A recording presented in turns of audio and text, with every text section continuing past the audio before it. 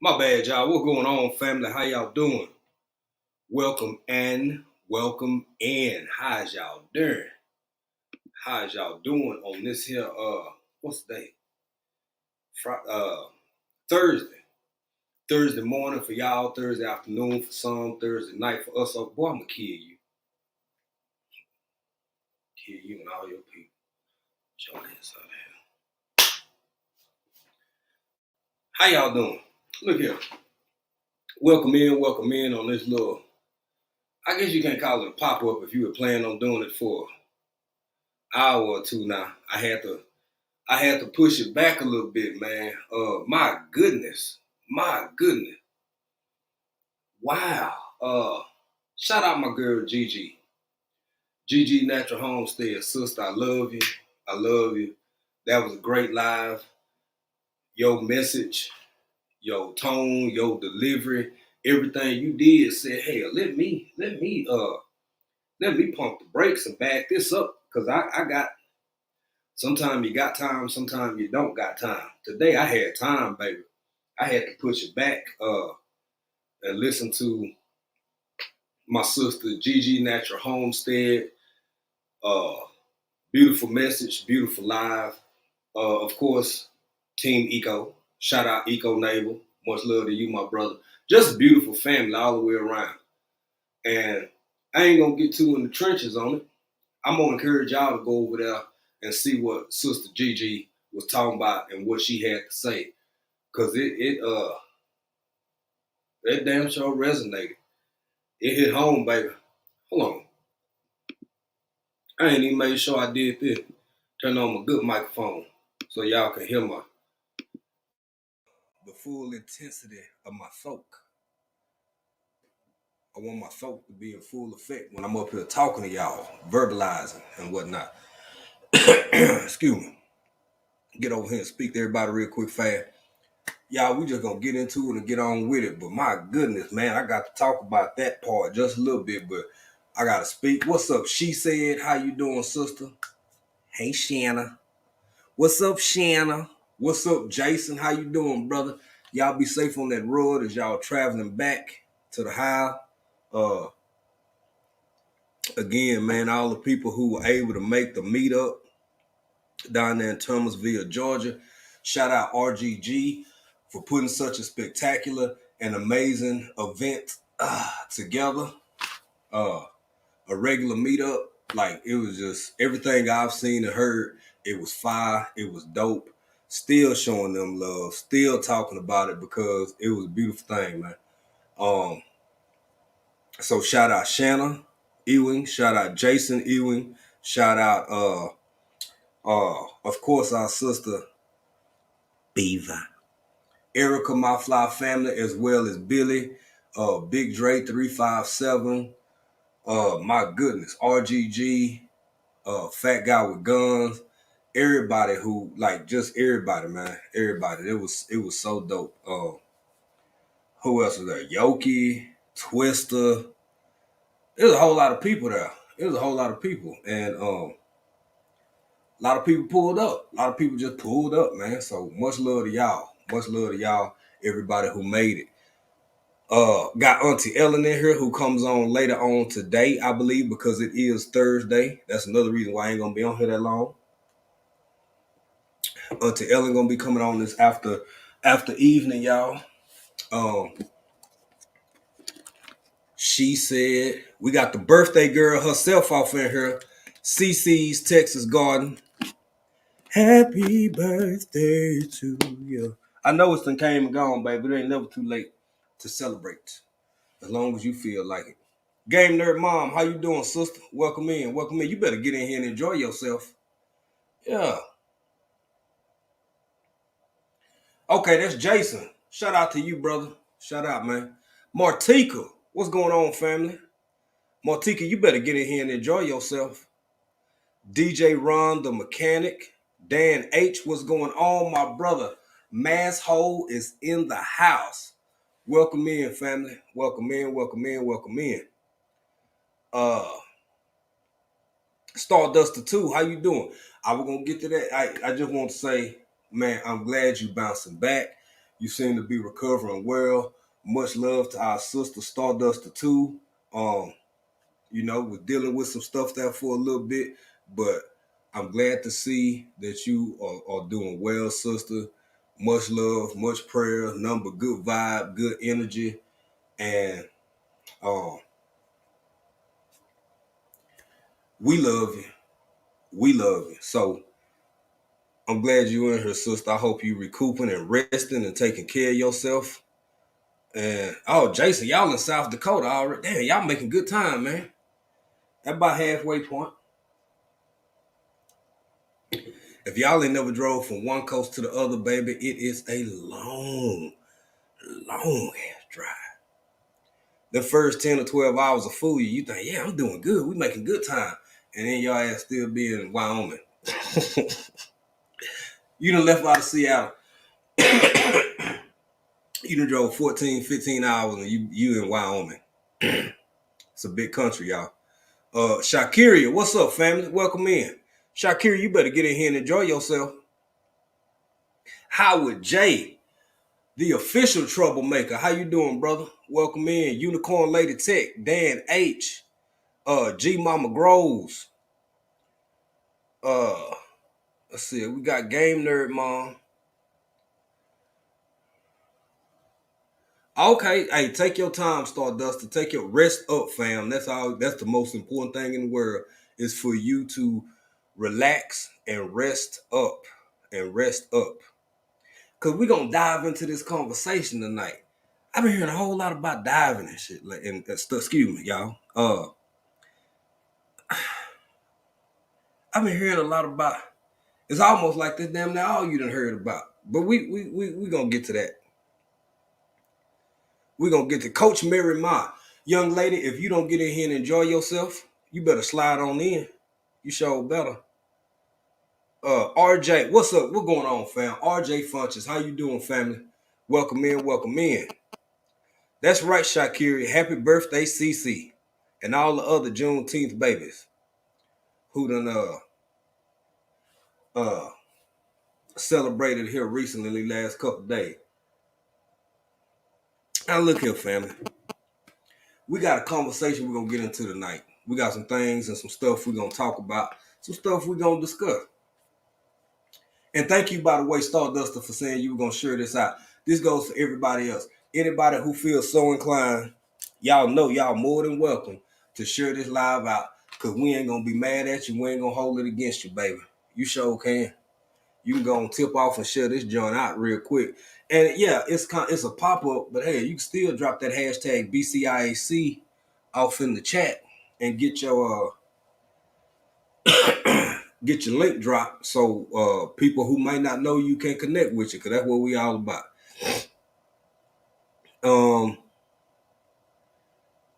I heard a few conversations today that intrigued me, and I ain't gonna spend a lot of time on this. I'm gonna get into what I'm gonna get into.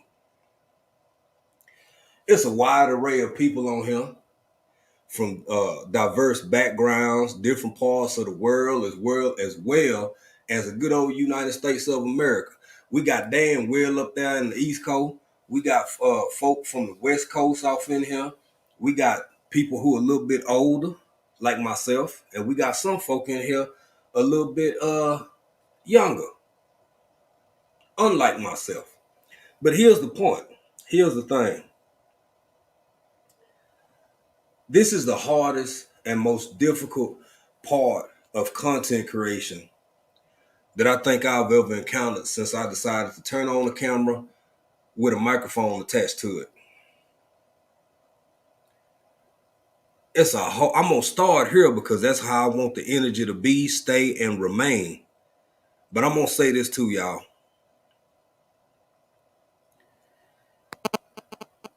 It's some weird people out there. Yeah, it is. I said it. Let me sit up straight so I can say it with my whole chest. It's some weird folk out there. It's some envious folk out there. It's some jealous folk out there. And it's hard to disseminate and decipher between who's who, with the exception of time. Hey, Miss Grace Gines, how you doing? Oh, Dan, you know I'm all. Hey, I appreciate your kind words, Dan. I do, but I wear it with grace. I take my old age in stride. You know, just one day at a time. Some days these old bones are a little better than others, but I keep on moving and shaking nonetheless. But yeah, it's some weird folk, and I love the good energy. And shout out again my sister Gigi, Natural Homestead, because she just said something I'm adamant about. Sometimes it's before I turn on this camera. Sometimes it's on a Tuesday or Friday when I know we're gonna do everything in our power to go live. I might throw that in a prayer or a meditation over the course of the day. I might just sit still for 5 minutes, saying, Lord, don't let me get on here saying no craziness or no dumb stuff, no foolishness. And please keep all those who desire foolishness and dumb stuff, keep them out my life, out my channel, away from me, away from my family, away from my house, and away from anything I got anything to do with. As the young folks say, for shizzle. And one of the hardest things about this whole content creation, I've talked about this before. This ain't what the conversation gonna be about tonight, but for me, it's worthy of a few moments' notice. You open yourself up when you put yourself out here. And like again, I keep going back to Gigi. Y'all go back, check out Gigi's Natural Live when y'all get a chance. Tell the African Dream Essential, and also say hashtag Team Eco. But you know what's a shame? I'm on. You tell a kid earmuffs. Tell a little kid earmuffs. What's a damn shame? You got to come to the realization we ain't never deliberately set out to harm nobody, to belittle nobody, to demean nobody.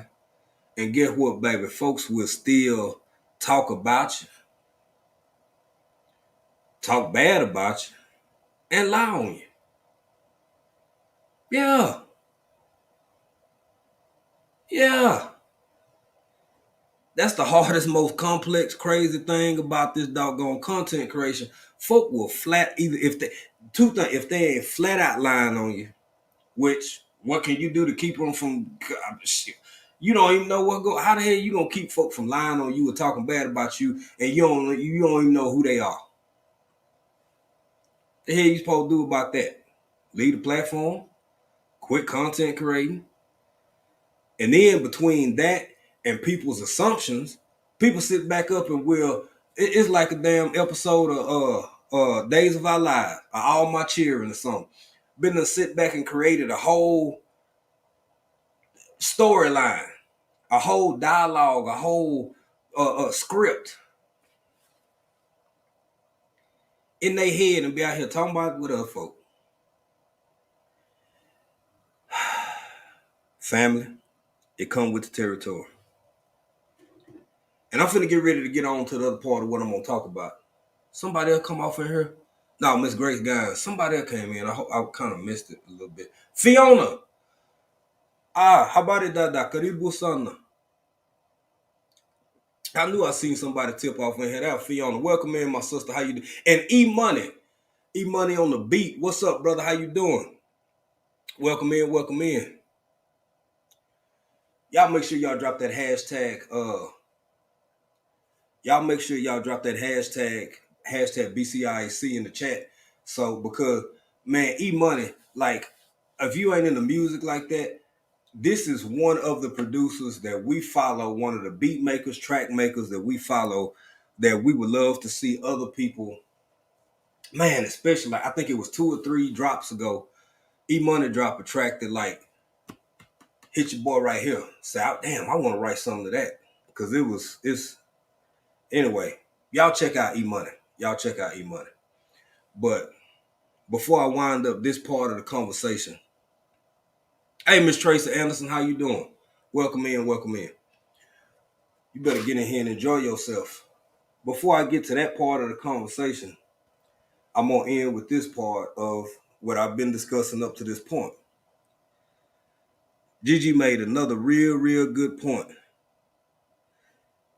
that over this short time we've been creating content. She made a whole bunch of good points. I can't go through all of them, but I'm gonna say this.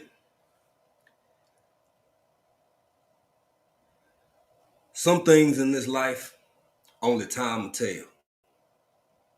That's it. That's the only way you're gonna know. Only time will tell. With that being said, it is my personal opinion, my personal observation of how we've been moving and how we're gonna continue to move.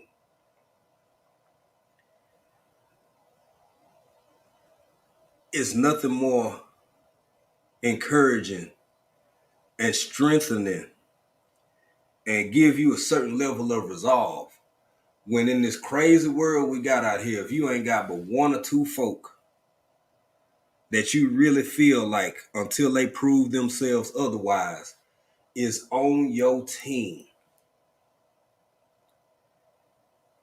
Content creation is one of the loneliest doggone things you can do, in my opinion. If you don't have somebody on your team, it depends on how serious you take it. If this fly by night or just a hobby or something you don't really care about, it's just kind of willy-nilly, whatever, and you don't really care, fine. Then your sentiments ain't gonna be my sentiments. But if you out here creating content and really trying to go somewhere with it, build it, everybody who done did it long enough know you ain't buying yachts with a couple hundred subscribers or even a couple thousand. But when your message is of value to you, you want to share that message with other people. The more people you come across, the more people you meet. It is so important to have a group or one or two people that you can turn to for advice, guidance, suggestion. Or hell, maybe somebody the one when don't nobody else want to do it, let you know somebody been talking bad about you. How about that part? It happens too. It all comes with the territory. It's a lot of focus I always put on building your subscribership and your viewership. But what I don't hear enough about is building a small group with some people you can trust until they give you a reason not to trust them no more. That's where I'm at with it. Now that ain't everybody vibe. Everybody ain't gonna feel like that or move like that. That's just me. The hell I know. I'm just old country boy. One day at a time, baby. One day at a time. But I gotta go way up in the chat, y'all. I had to say that again. Shout out Gigi Natural Homestead, hashtag Team Eco. Shout out to my sister Stardust 2, recouping and chilling and relaxing and resting up and getting strong. Not strong, she getting strong. This is what I want. Okay, so I'm gonna put what Game Nerd Mom said up here real quick fast. Game Nerd Mom said, I seen people talking about this sub. People been getting real riled up about folks not really feeling bad for them. Game Nerd Mom, I'm gonna drop this link in a little bit, and you more than welcome to come up and share your thoughts and opinions. But as we dive into this conversation, I'm good, CC. Yeah, girl, I'm great. I am great. I ain't hashtag. I ain't gonna say I'm bothered. I'm gonna say I don't know. Ain't nothing happened to me. Ain't nothing. Shit. Life is good as far as I know. I'm chilling, baby. Uh,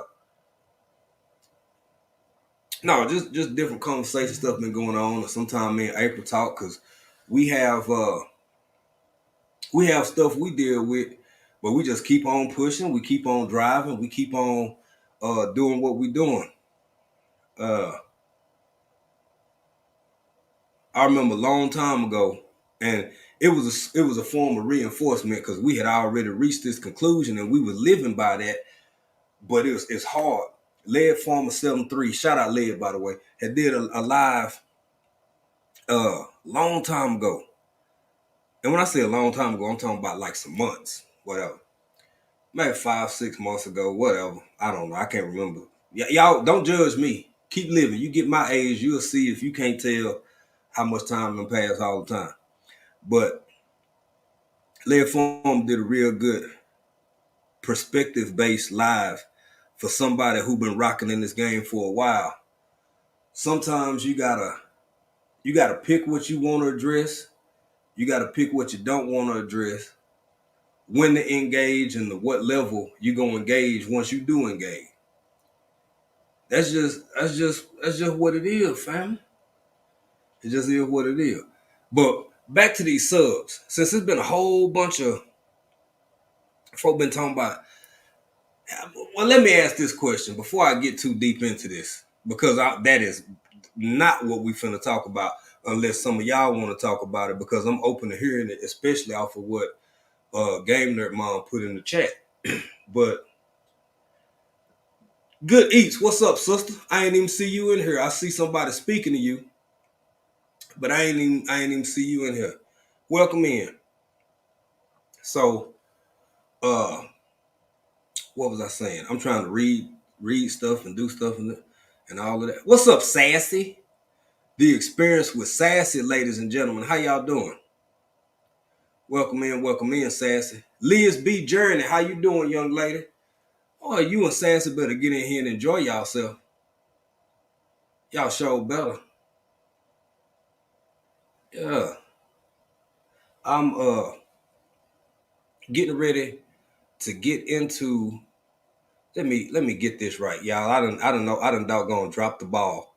I was supposed to have something ready that I ain't even got ready, but I'm finna get it ready right now. Here up. Joy, get up here. Get up here.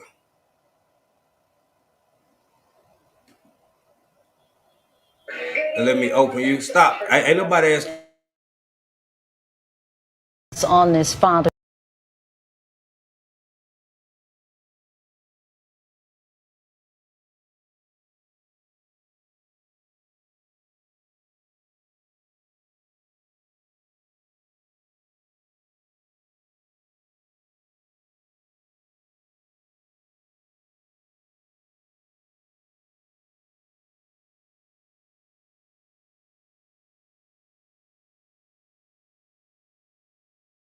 As we come on.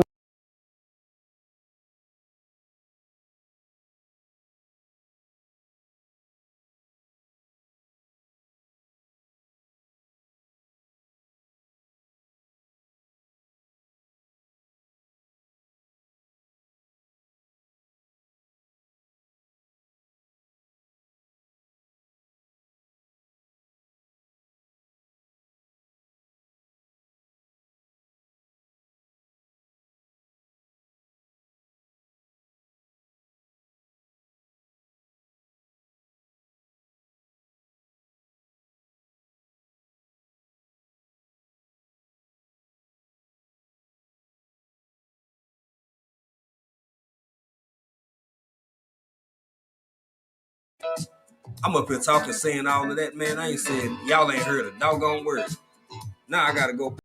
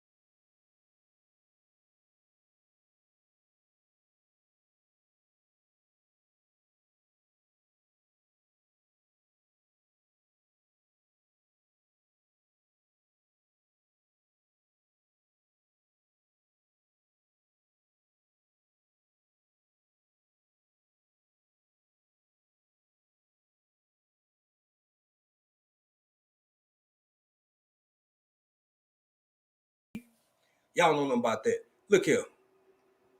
Real quick fast though. Let's get into this. Let's talk just a little bit before we get into this whole conversation we got going here about what we're gonna talk about tonight. I asked a question and I did have to step away to go. Hey, CC, ain't nobody ask you nothing about what you think I'll be doing with the tech or without the tech, but you right though. Look here. Have y'all heard about this doggone sub? The guy, the dudes, the billionaires, the people, whoever went down there, went on this dive. They grown, that's their business. I don't care either way. I hope everything turned out for the best for everybody. But have y'all heard about that?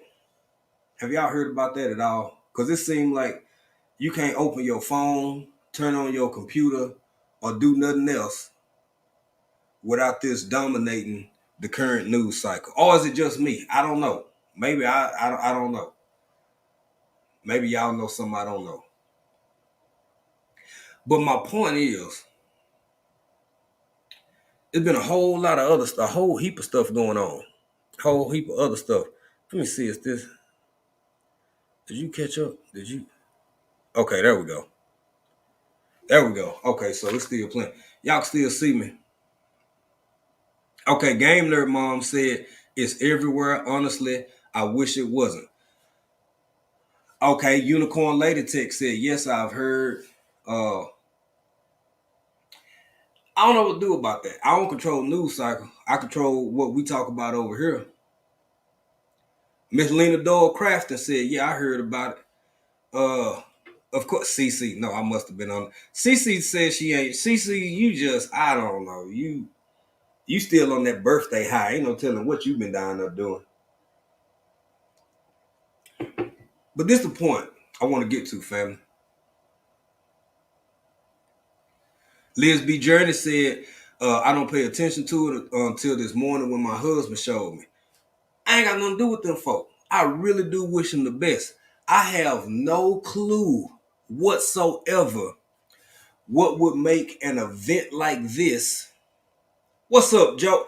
Motivation. Welcome. Welcome, Motivation from the Weightlifting Geek. Little bro, how you doing? Welcome in, welcome in. You better get in here and enjoy yourself. I don't know what the significance of this particular event versus all the other stuff going on in the world, which that's what made my antenna go up.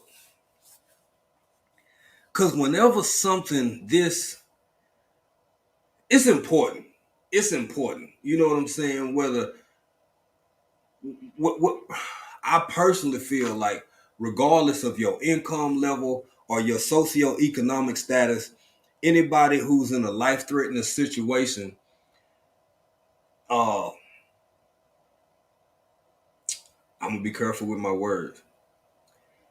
No matter how seemingly deliberate your contribution to your current circumstance may have been, I hope it work out for you. I do. I just do. But it's been a really, really big thing here. And whenever stuff like this happen, whenever I see something that's kind of like, I got a side eye first, and I got to be like, damn, that the whole world. That's what y'all talking about. Well, what else is happening? What else going on? What else going on? I talked to some family here recent last couple days. They were calling me, you know, some family calling to wish me a happy Juneteenth. Wish me a happy Juneteenth and whatnot. And, you know, talking to family and relatives and stuff. And, you know, them storms come through and whoop up on a whole bunch of folk. Oklahoma getting it real bad. Got it real bad. Tulsa especially. But also parts of Arkansas, certain parts of northeast Texas,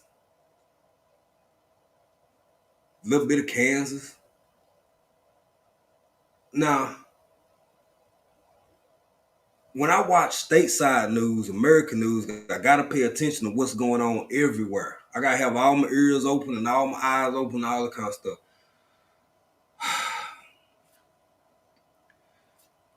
We just had to yeah, it's Thursday. It's Thursday morning for y'all. It's closer to Friday for me over here. Now, a lot of news from different parts of the world is talking about different things. Now, for example, this here is originally about a 4 days, almost 5 days old post. Now, other countries and other media outlets from all over the world is talking about this right here. But this ain't the biggest news in the States. The death toll keeps on rising as the US was hit with a staggering 60 tornadoes, killing 26 people, injuring hundreds, and leaving huge wreckage in their wake. Several states have been affected, including Wisconsin, Illinois, Indiana, Missouri, Tennessee, Arkansas, Mississippi, and Alabama. Close to 1 million people were left without power. And the storms also led to the collapse of a theater roof in a packed gig in Illinois. This resulted in 28 injuries and 1 person died. A mass casualty event was declared in Little Rock, with reports of police cars having to be used to take people to the hospital because there weren't enough ambulances. Virginia, Pennsylvania, and Ohio, of course, were reportedly the worst affected. The death toll. Okay. So now we got that out the way. If I wasn't talking to family and keep an eye on things the way I try to keep an eye on things, didn't y'all know it was that many doggone tornadoes here recently in the past couple of weeks and like almost over the holiday weekend? Do y'all know how many people out here still ain't got no doggone power yet?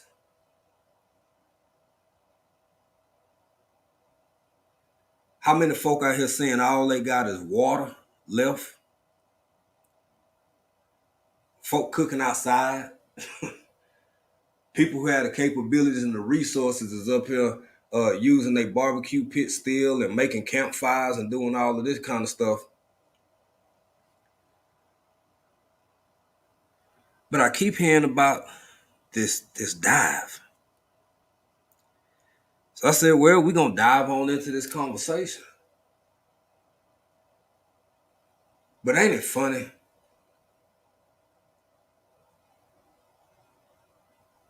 Okay, Game There Mom said, I had to say, hold on, I got to go to this first. Shannon, Jason and I've been saying, yes, all trip. That's what's up, family. Yes. Good. I'm glad y'all enjoyed it, man. I just want y'all to be safe on that road. Game Their Mom said it's crazy. I'm in the Great Lakes, and it's been strangely dry up here. I rely on people on location, on the spot to tell me what's going on, because I can listen to whatever, watch whatever. And recently, until catching up with some family, I didn't even know some of the stuff was as real as it was where it is. Where are we from? Lala, TX Lala. What's up? By the way, welcome in, family. If I didn't say it, Lala, thank you for being here, sister. Said last week, it was the young guy who got eaten by the shark in Egypt. The week before, it was the teen who jumped off the ship and got eaten. I saw that, the news is almost always traumatizing and depressing. Absolutely. And I understand why people don't want to constantly and consistently engage, because it's exhausting. It's exhausting. And then you getting predetermined bits and pieces of something that somebody prior to yourself has already picked apart, disseminated the bits of information that they assume would be appropriate for you to have or be privy to. And then that's your starting point. So you just going from there. Hey, Miss Shirley, OG Gardner, how you doing, young lady? Mama Shirley here, y'all. Miss Shirley come on later tonight, as well as Auntie Ellen. That's why we ain't gonna be up here too long. I know it's still early over there, but y'all better get in here and enjoy yourself. You show better, and then get over there and enjoy Miss Shirley and Auntie Ellen later on tonight. G-Quat's Tradition with Miss Ellen Panky. Unicorn Lady text said, yes, I knew because it was above my head. Lost power, but back now. That's good. That's good. I'm glad people starting to get resources back.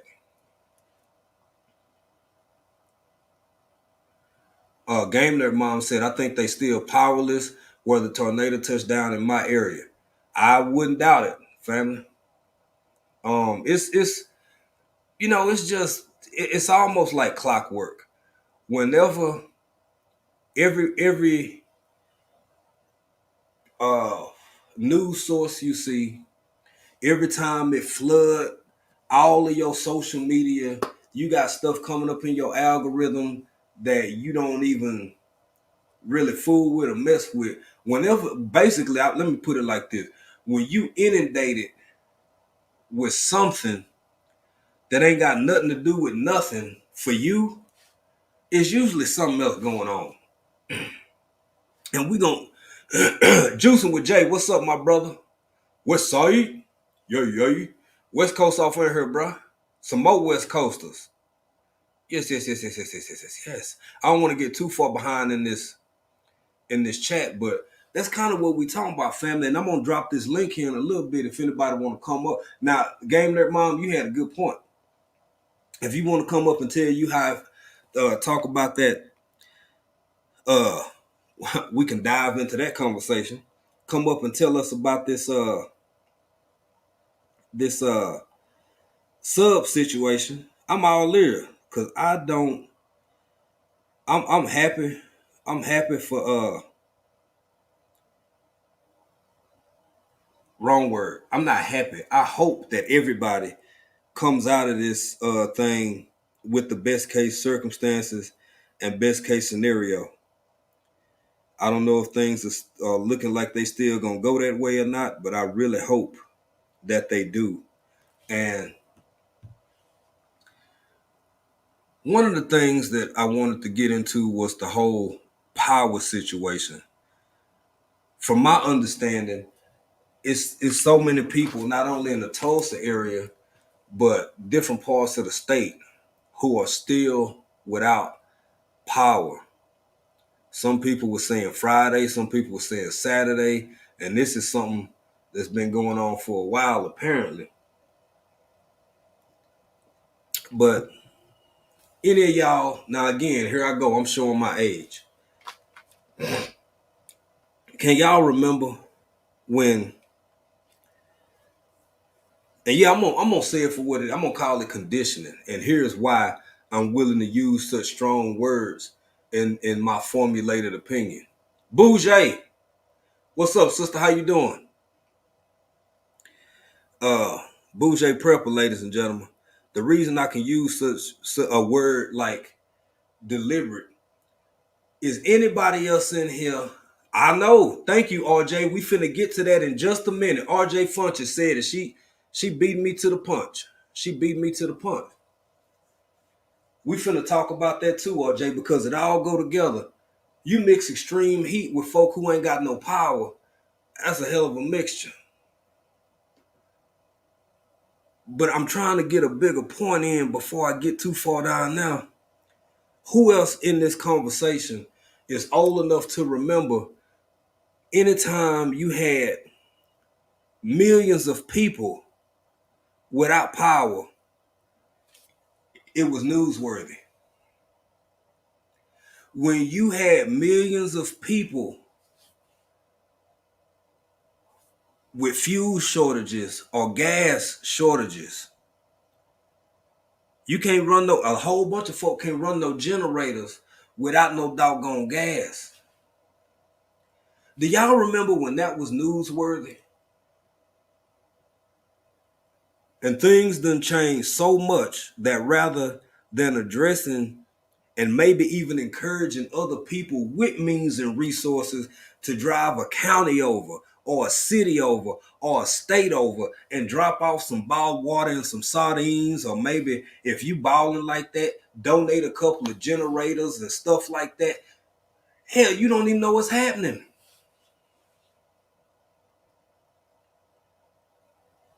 You might not even know what's going on if it ain't impacting you. And I'm not, because that don't make you selfish. You can't insert yourself and assist in a circumstance that you don't know exists.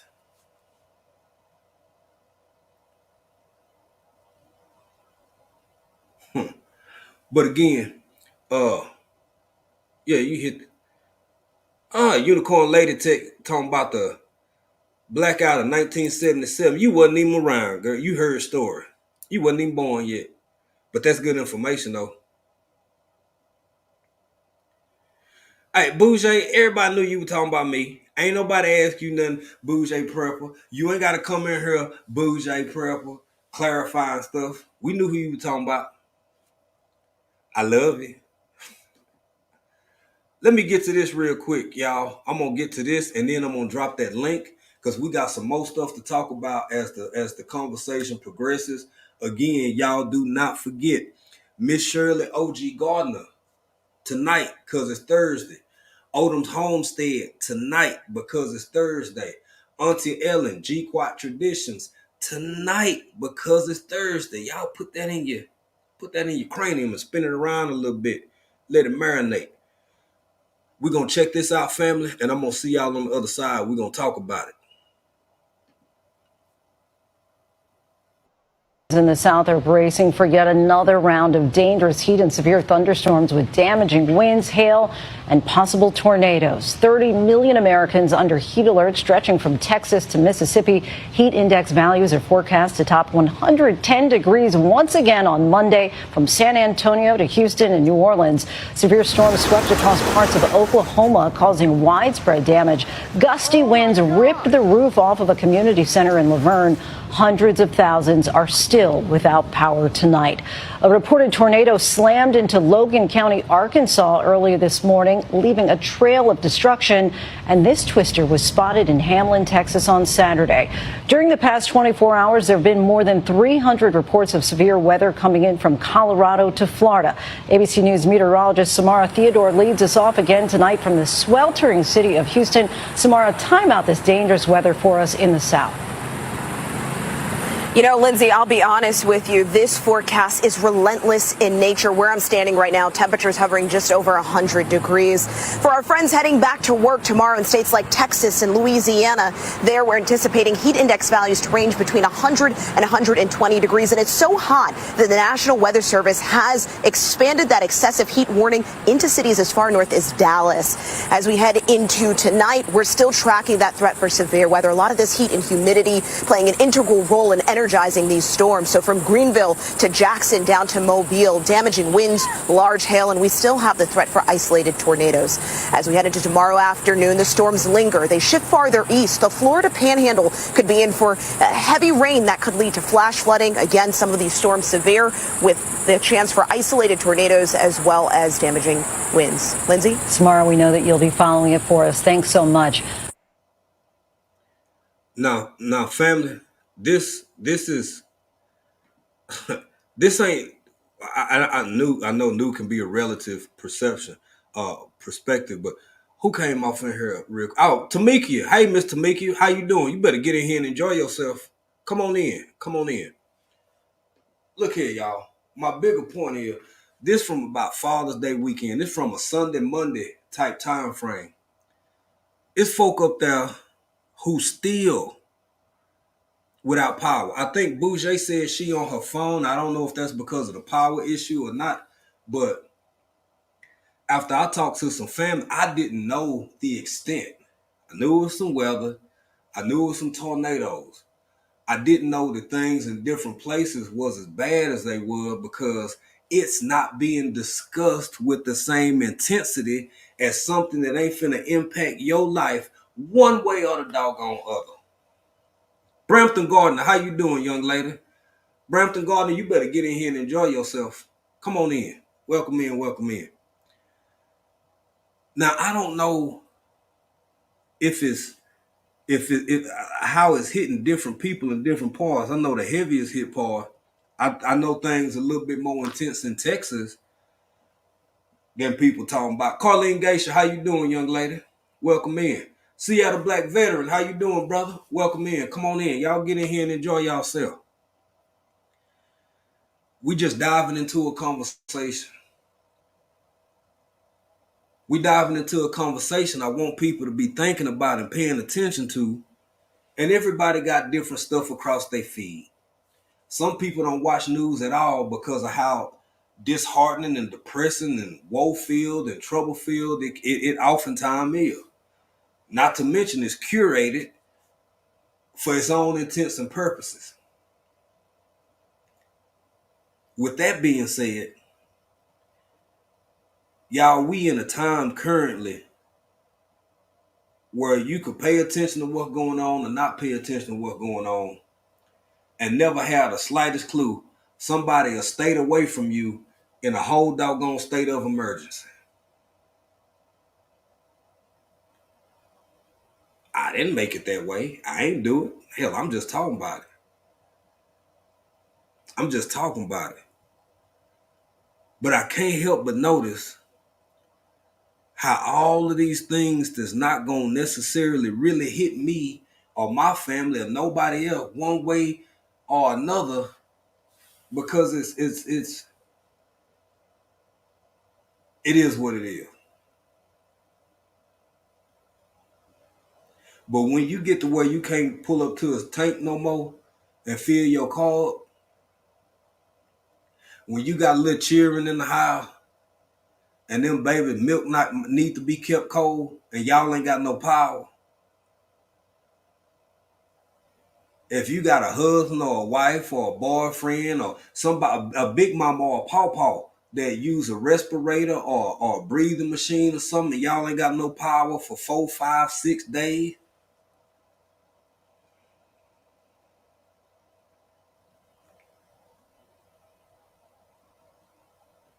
all your food done spoil. All your food done spoil. And then I'm going to give y'all another recommendation. This is just my personal opinion. If you find yourself in that situation and you get past 2-3 days or a day and a half or 2 days, depending on what part of the world or country you living in, and you got a big deep freezer full of meat, it might be time to share, baby. It might be time to share. If you still have a source to cook it with, you better start cooking all that shit. Because at least it's cooked and it's done. And what's worse, sharing it or throwing it away? Or just letting it spoil? And then ain't no trash, ain't nobody coming to pick it up. So now you drawing all kind of critters. You got raccoons and possums and extra big squirrel scratching all at the back of the house and all that, man. Family, this stuff we got to think about. Most of the people in this live right now, gardening community, prepping community. In no particular order.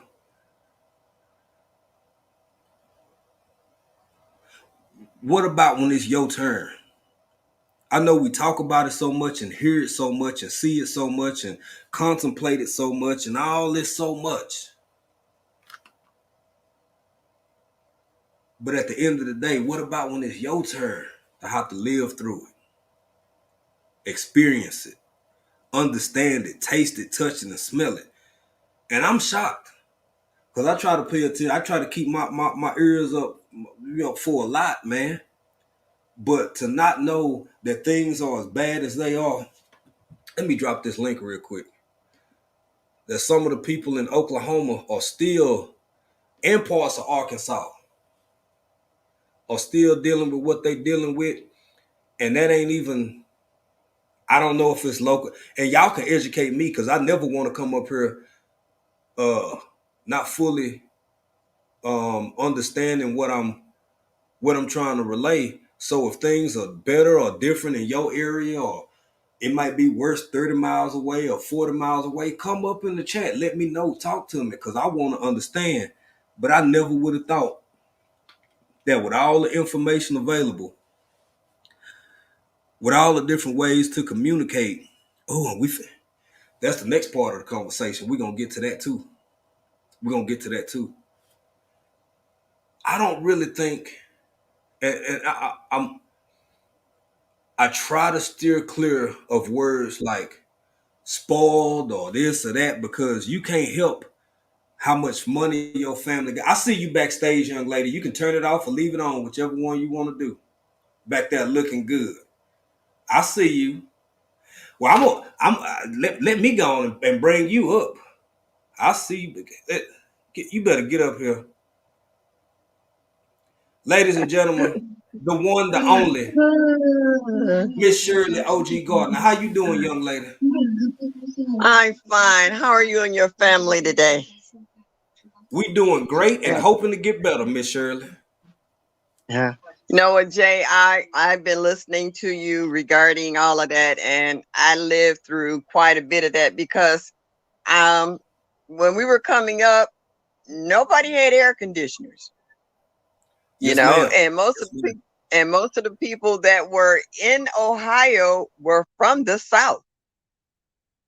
So it was actually cooler up here compared to what it was like in Georgia or Mississippi or Alabama or Florida.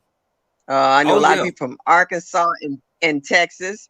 And as you said, when electricity went out, we had the biggest block party cookout you ever wanted to see. Because, like you said, we would prefer to go ahead and cook it and share it with neighbors and friends than to let it spoil. Yes, ma'am. And we also learned how to do our own version of collecting trash and burying it in the ground. It was like almost composting and taking care of that. So you didn't have them big bags, like you seen where the garbage men went on strike in New York and they had trash bags and trash piled up 20 miles high and rats as big as German shepherds running around there eating trash and what have you. Yes, but ma'am. we didn't have that issue. We learned how to separate the stuff that would decompose and the stuff that didn't, and you folded it up. And I mean, each generation had their own way of dealing with the utilities and what have you. Because back when I was coming up, we had the what they call the party line, where you could pick up the phone and hear somebody else talking on the phone.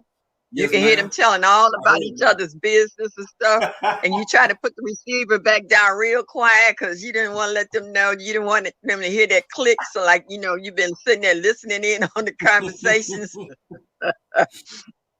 So each generation has their own way of doing things.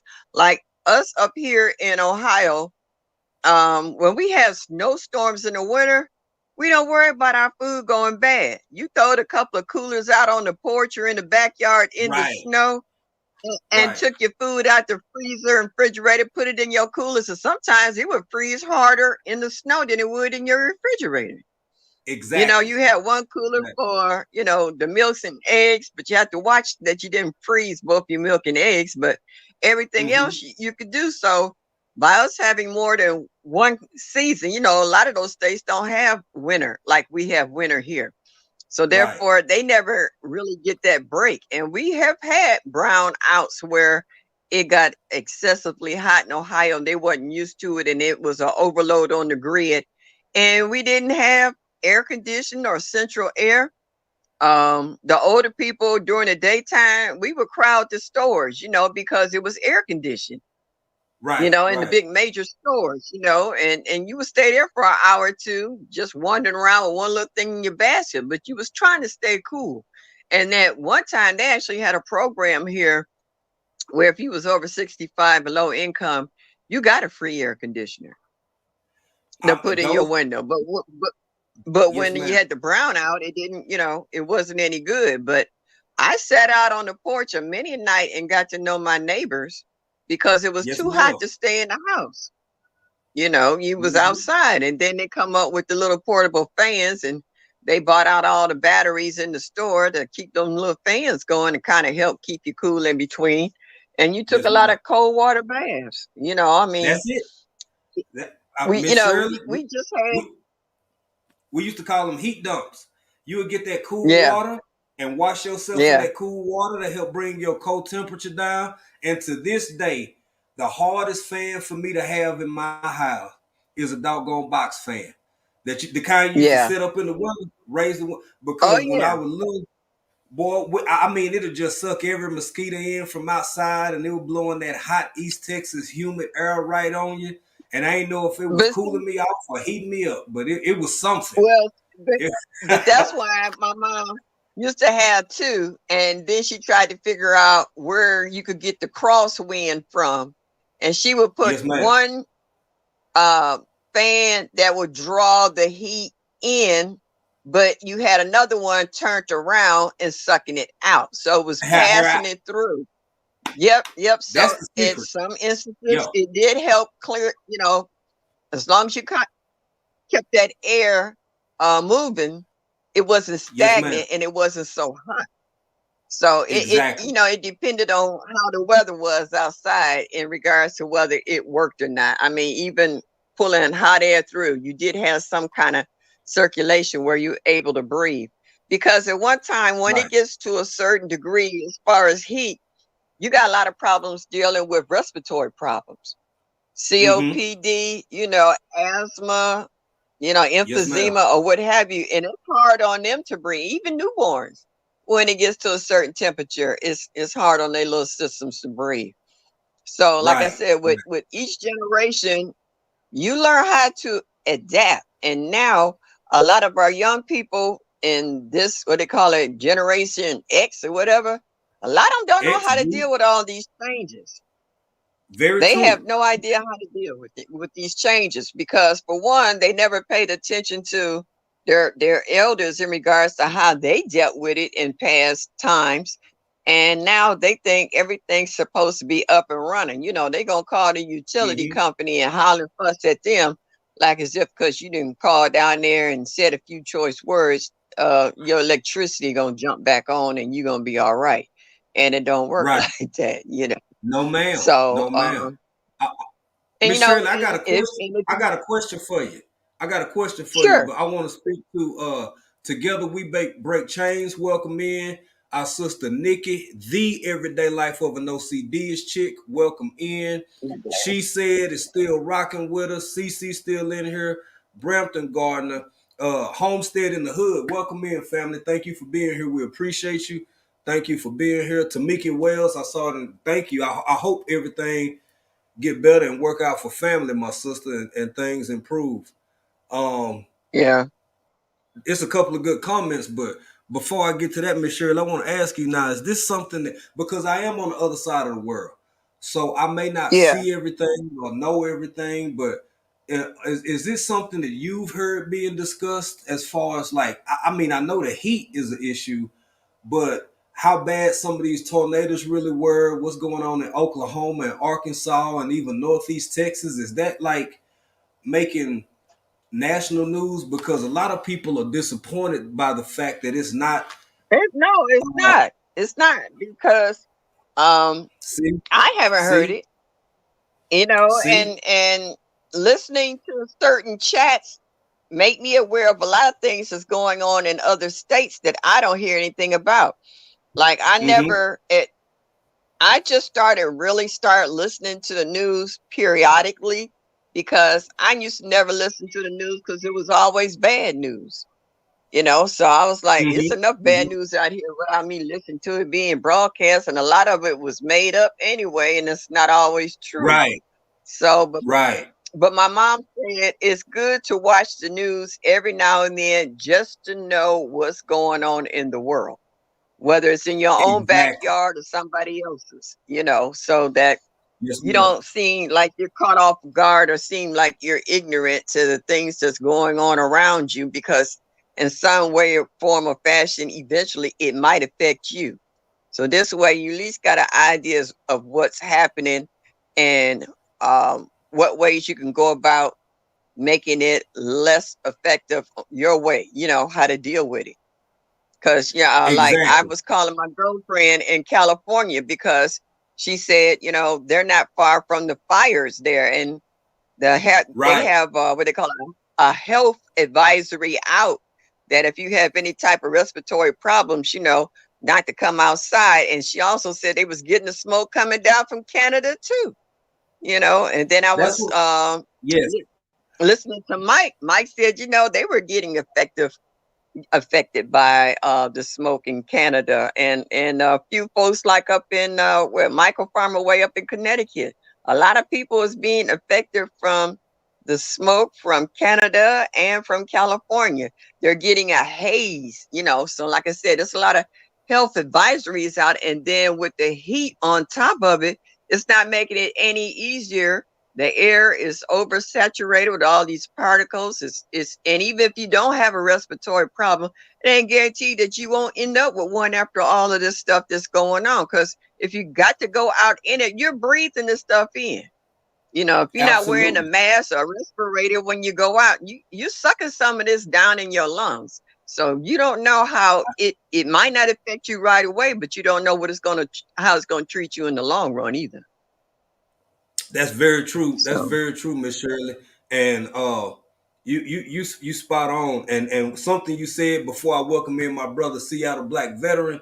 I want to say something that you hit hello. on is something that I try to push and emphasize and encourage people to do. It's gonna take some disseminating what's beneficial for you individually and your family individually, but I'm not completely in support of just ignoring news totally because it's sad or because it's depressing or because this and that. I think there's a balance to, just like any other aspect of life, there's a balance to it because um at the end of the day, you just kind of want to know, even if it's mess. Okay, well, fine. Well, I don't need to pay no attention to that part of it. But it's usually that 10 or 15-second clip is where the actual truth gets spoken. It's where the actual, Mhm. especially when it comes to weather related events. Now, with that being said, Mhm. this brother here, Miss Shirley, Seattle Black veteran, not only is he close to Canada, and so I don't know if he been getting hit with no wildfire smoke, but I'm sure he's also breathing a lot of carbon coming off them M4s and them M16. And sometimes you just breathe enough carbon. It's like, my goodness, that's going in your lungs too. So, Seattle Black veteran, welcome in, brother. How you doing? Welcome, Blessing, welcome, welcome. What's blessing. going on in your world, bro? Oh man, I'm blessed. I'm blessed, and it's beautiful listening to your channel. And that sister is 100% on point. I'm Mm-hmm. listening to you. She's Mm-hmm. very much on point with a lot of what she's saying. Is that yeah, I'm up here. We're next to Canada. We're not getting it as hard as the East Coast is getting it. I'm over next to Vancouver, Canada, Seattle, probably about Yeah. 2 or 3 hour. I, But I didn't know if it had drifted over or not because I know it's over on the Toronto side. But the last time I saw the way it was spreading, now normally the Gulf Stream does tend to carry winds east and south, yeah. but I didn't. You just never know because you never know how it go, man. But thank you for sharing that information with us. But I didn't Yeah. mean to cut you off. Welcome in Miss Maria Graham, as well as M&T Living and Cooking. Everybody coming in. If I missed you, I'm not trying to take department and speaking to everybody, but y'all Blessing. make sure you share out your hashtag BCIAC and make sure you share this live out if you want to. But go ahead, my brother. Go ahead. You I didn't mean know, to cut you off. No, you're fine, sir. Please, and thank you for having me on your channel. I always appreciate being with you. No doubt. No Yeah, doubt. we're getting it over here too on the West Coast. Normally we have clear skies, but we're not getting that much clear skies. And I live right, if you're on the West Coast of Seattle, you can see Mount Rainier pretty good. So we're still having some fog issue or smoke issues that are from there. But you know what made me think about Brother African Dreaming is Yeah. Yeah. shifting some soil. Mona Yeah. lives Yeah. out there in Texas, and she was talking about this 3 months ago. She said it's 85 degrees here in Texas. And Right. she goes, that's unusual for this time. So she says, if we're getting 85 degrees now, imagine what it's going to be this summer. And we're Right. watching Right. the mayor of Houston urging everyone to to adjust for the heat. And my sister who's on here now is 100% right. Yeah. We started learning to adjust to how that. And Mona was saying the same thing, is that We're going to go out and put our bottles of water. We're going to get them, freeze them, put them in the freezer. So when this power does decide to shut down, then they have their own bottles. And as much as we're throwing away plastic bottles, what is a better way to reuse that? And my sister was right here because, you know, we were taught to, you know, we didn't have anything. So we were taught without. And then we finally got some of these things. And like you said, my brother, we kids can't call. A person told me my Comcast shut down. It was down for 2 days. I'm like, what did you do? Well, we just sit there and wait for those guys. I'm like, oh, that's interesting. but thank you for having me. But, what's it? Who is this? She said, Liz B. Journey. She said, we have smoke from Canada here in PA. So she in Pennsylvania, right next door to us. Wow. But you know what? We've been having unusually cool weather. It was cool this morning. It got up to 82 yesterday, but this morning when we woke up, it was only like 54 degrees this morning. It was cold out there. And it's not that warm now. It might be 65 if that much. So this time of the year, we've been getting unusually cooler weather than what we've been having. And I've been late getting my garden in. And right now, I just had a stampede of deer go through what I planted in the garden. And eat them. Eat them. Yeah, they kind of did me wrong. I'm sorry, Miss Shirley. I'm sorry. You know how you can get your revenge? They were disrespectful. Yeah. So, well, you can get your I'm not going revenge to by have much putting of one a of them in garden. the freezer. Yeah. Hey, well, you know, if I had a pew, that might be a different case because I could literally fill up the whole neighborhood's freezers with the herd that keeps going through my yard over here. So I know that's right. I got two things to say real quick. For one, we got a question for Seattle Black Veteran. For two, I want to remind y'all that tonight, Miss Shirley OG Gardner, Auntie Ellen is G-Quad Traditions, as well as Odom's Homestead is coming on later tonight, family. So y'all make sure y'all slide over and support. And Miss Shirley, periodically, make sure you dropping that hashtag off in there. So if anybody don't know you yet, they can come on over and connect with you. You come because is it 6:30 or 7 Eastern Standard Time? It's 7 o'clock. It's 7 o'clock Eastern Standard Time. I'm dropping it right now. Okay, 7 o'clock. And my other part before Seattle Black respond to that question from Homestead in the Hood. Yeah, I have a comment, and my comment is, man, I grew up doing it. I don't know. Now, maybe it's my age showing. But, baby, when it's 115, 116 degrees with 100% humidity, I don't know how these young cats out here doing 2-a-days no more. I don't know how you stationed at Fort Bliss no more. I just can't. Bruh, and I'm talking about just helmet. I'm talking about practice. I ain't talking about full pad practice. I can't do. I don't know. Looking back, I don't know how I did it then. I don't know. But go ahead, my brother. Go ahead. And shout out Ghetto. What's man Ghetto? Ghetto, what's up, brother? No, I give it to you because sometimes you go outside and it's so goddamn hot. It just don't make no damn sense. I dealt with cats who I mean, we had to get up by at least 8 o'clock or 10 o'clock in the morning. That was it. Outside of that, it's gonna be hot. Yeah, but yeah. But the question is, the most active volcano. When I first came to Washington State, and that was in '82. I know. Oh, you just missed it. 81. Mount St. Helen. Yeah, Mount St. Helen had took an eruption for there. And so I don't know about Mount Hood. That's a good question. Because most of my thing is if it does happen, pretty much and that's just my perspective, as an unscientific person, and I don't play one on TV either, is that it wipe out the whole. You got me, my sister. It wipe out the whole western board up here. It will take it totally out. So the only way you kind of be safe, probably, I don't know, maybe out in Auburn, Federal Way, or Tacoma. But Right. yeah, it's I don't know. If I could have guessed that right, I would have got a hold of them before they started doing gentrification, and I would have known where to buy my property and where to sell that. So that's kind of the volcano thing. If you look at that, I would say the best bet to go get that at is look at insurance companies and see what they're doing up here. If that's curious. Jay, I just wanted to say this. I know when we were little and it got hot, we weren't allowed to play outside because they didn't want us falling out from heat stroke. They would make us come in and take a nap. They would make us come in and we would sleep through the heat until the sun went down. And then once it got cooler, we could go out and play all night long to midnight if we wanted to, because they knew that we didn't have power, and you didn't worry about TV. They didn't have all those stations, back then like they got now.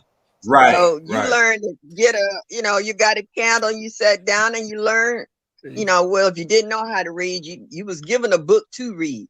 And my mom would go to the point of, she give you a book, not only to read, she make you write a book report.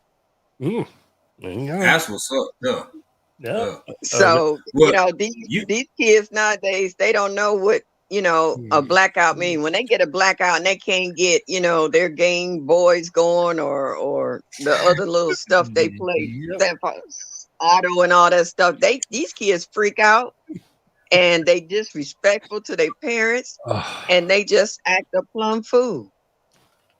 I'm working on doing this now. I haven't been up in a while. So we're going to do this, and the same thing like my sister's talking about. I got young brothers and sisters who are in the military. Get out and don't even care about what their benefits are. Don't know what the benefits are. Don't know what you're fighting for. And I'm like, come on, you got to pay attention. And I ran into another lady. Bless her beautiful heart. She goes, I'm old. I'm 38. 38. Wow. I'm 38. Yeah, say you're 38. Okay, bless your beautiful heart.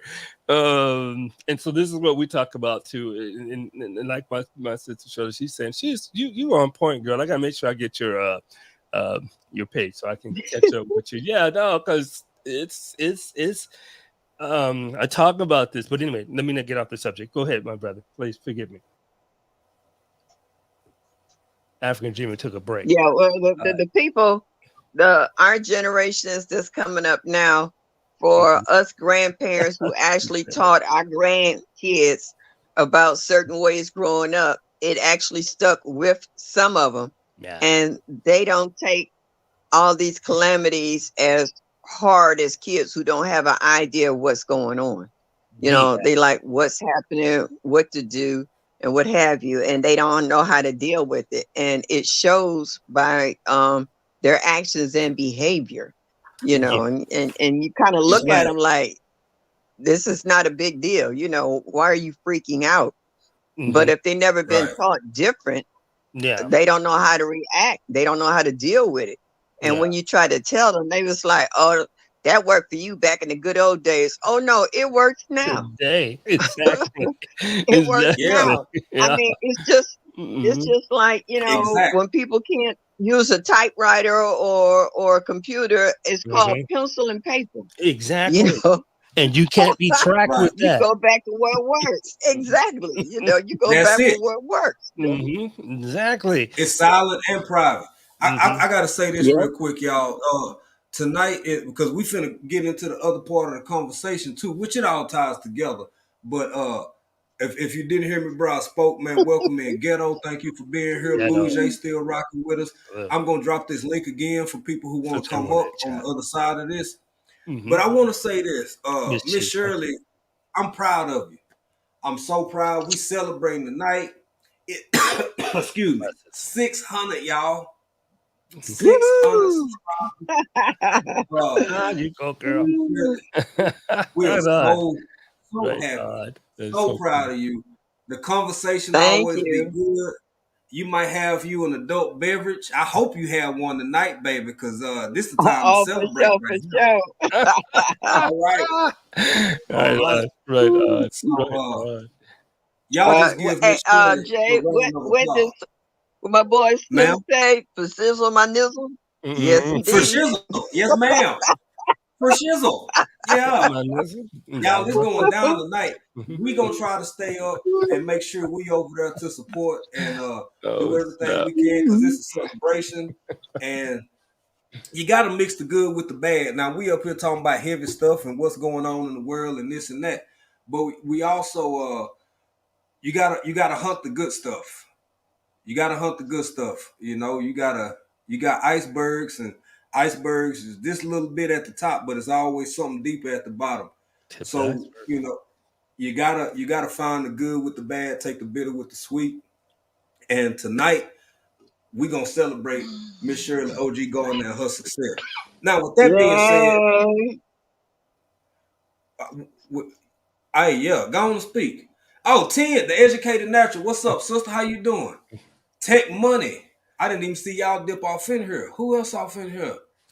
I hope I didn't miss nobody. Good Eats Homestead is still off in here. And My Renaissance grandma, I didn't see her, but I see everybody saying hello to her, so I know she here. oh, hey mama, how you doing? Welcome in here, as well as Miss Tracy Anderson. Welcome. Yeah, That thank y'all ghetto. for being here. Yeah. Ghetto's So, up in you there. know, we up here talking about electricity. We talking about power. We talking about this and that. I don't know if y'all been having rolling blackouts the way many of us are accustomed to here, but I've heard other content creators talking about it. And I got something else I want to get into real quick. Now, this is something else that's out of Oklahoma. And until I saw this going across social media and I talked to family over the holiday weekend, I didn't know it was that bad. And in a lot of places it's still bad. This is I'm gonna play y'all some audio from Wednesday morning, so maybe Tuesday, somewhere between Tuesday and Wednesday. This is a brother in Oklahoma, in Tulsa area, put this out. And that's why I asked Miss Shirley what I asked her. Are y'all hearing about this? Do y'all even know this is a thing? Why is this not be talking about being discussed and talked about the way some of this other stuff is? But here we go, family. Speaking directly, not just for me, but voices of thousands and thousands of people. We have no power. This is in Tulsa, Oklahoma. We have no power. The governor and the lieutenant governor are out of the state. We have not had power since Saturday night. Saturday night. It is now Tuesday, June 20th. We have not had power. We have no ice, and gas is very short. There's lines and lines and lines. And we just found out that people are now being sick for heat exhaustion because it's over 90 degrees here. And also we've had confirmed 2 deaths. One person was on a respirator and died because they have no power. We have no power. Governor Stitt, Matt Pinnell, do something. Declare a state of emergency. This is ridiculous. We have no power. And for those who are out there who are saying, oh, just use a generator, we are using generators, but it still needs gas to run. We have no power. There's a gas shortage. The refinery has a shortage. We have no power. And the next time we would possibly get power will be Saturday, the 24th. This is what PSO is telling everyone. There are many people who don't have power. It is irritating. That's Yeah. enough. That's enough, family. I just wanted Yeah. y'all to know. Yeah. Up Yeah. until I was just saying, Jay, that I know quite a few people nowadays that are on machines. If they got sleep apnea, whether Mhm. they have severe asthma and they need to take breathing treatments, Mhm. whether, like I said, COPD and all these other things. yeah, iron lung even, you know what I'm saying? Right, They still right. got those out here.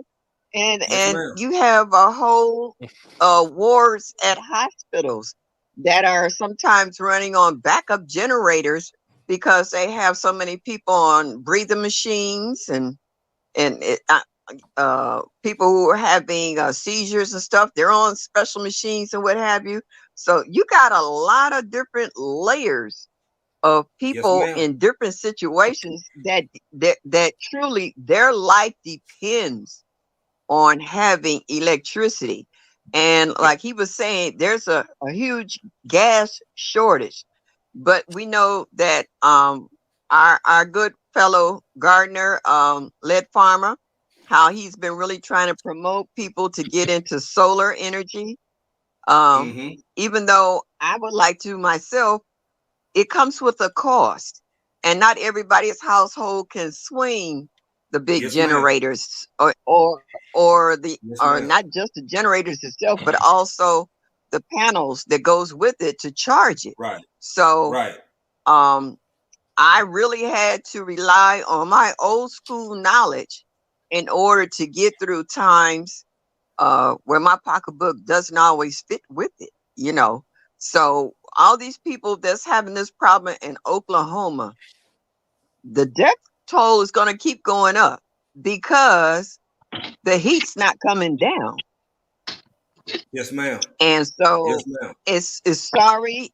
I mean, you know, it's sad to say that I had to say that, but like they said, the heat is rising.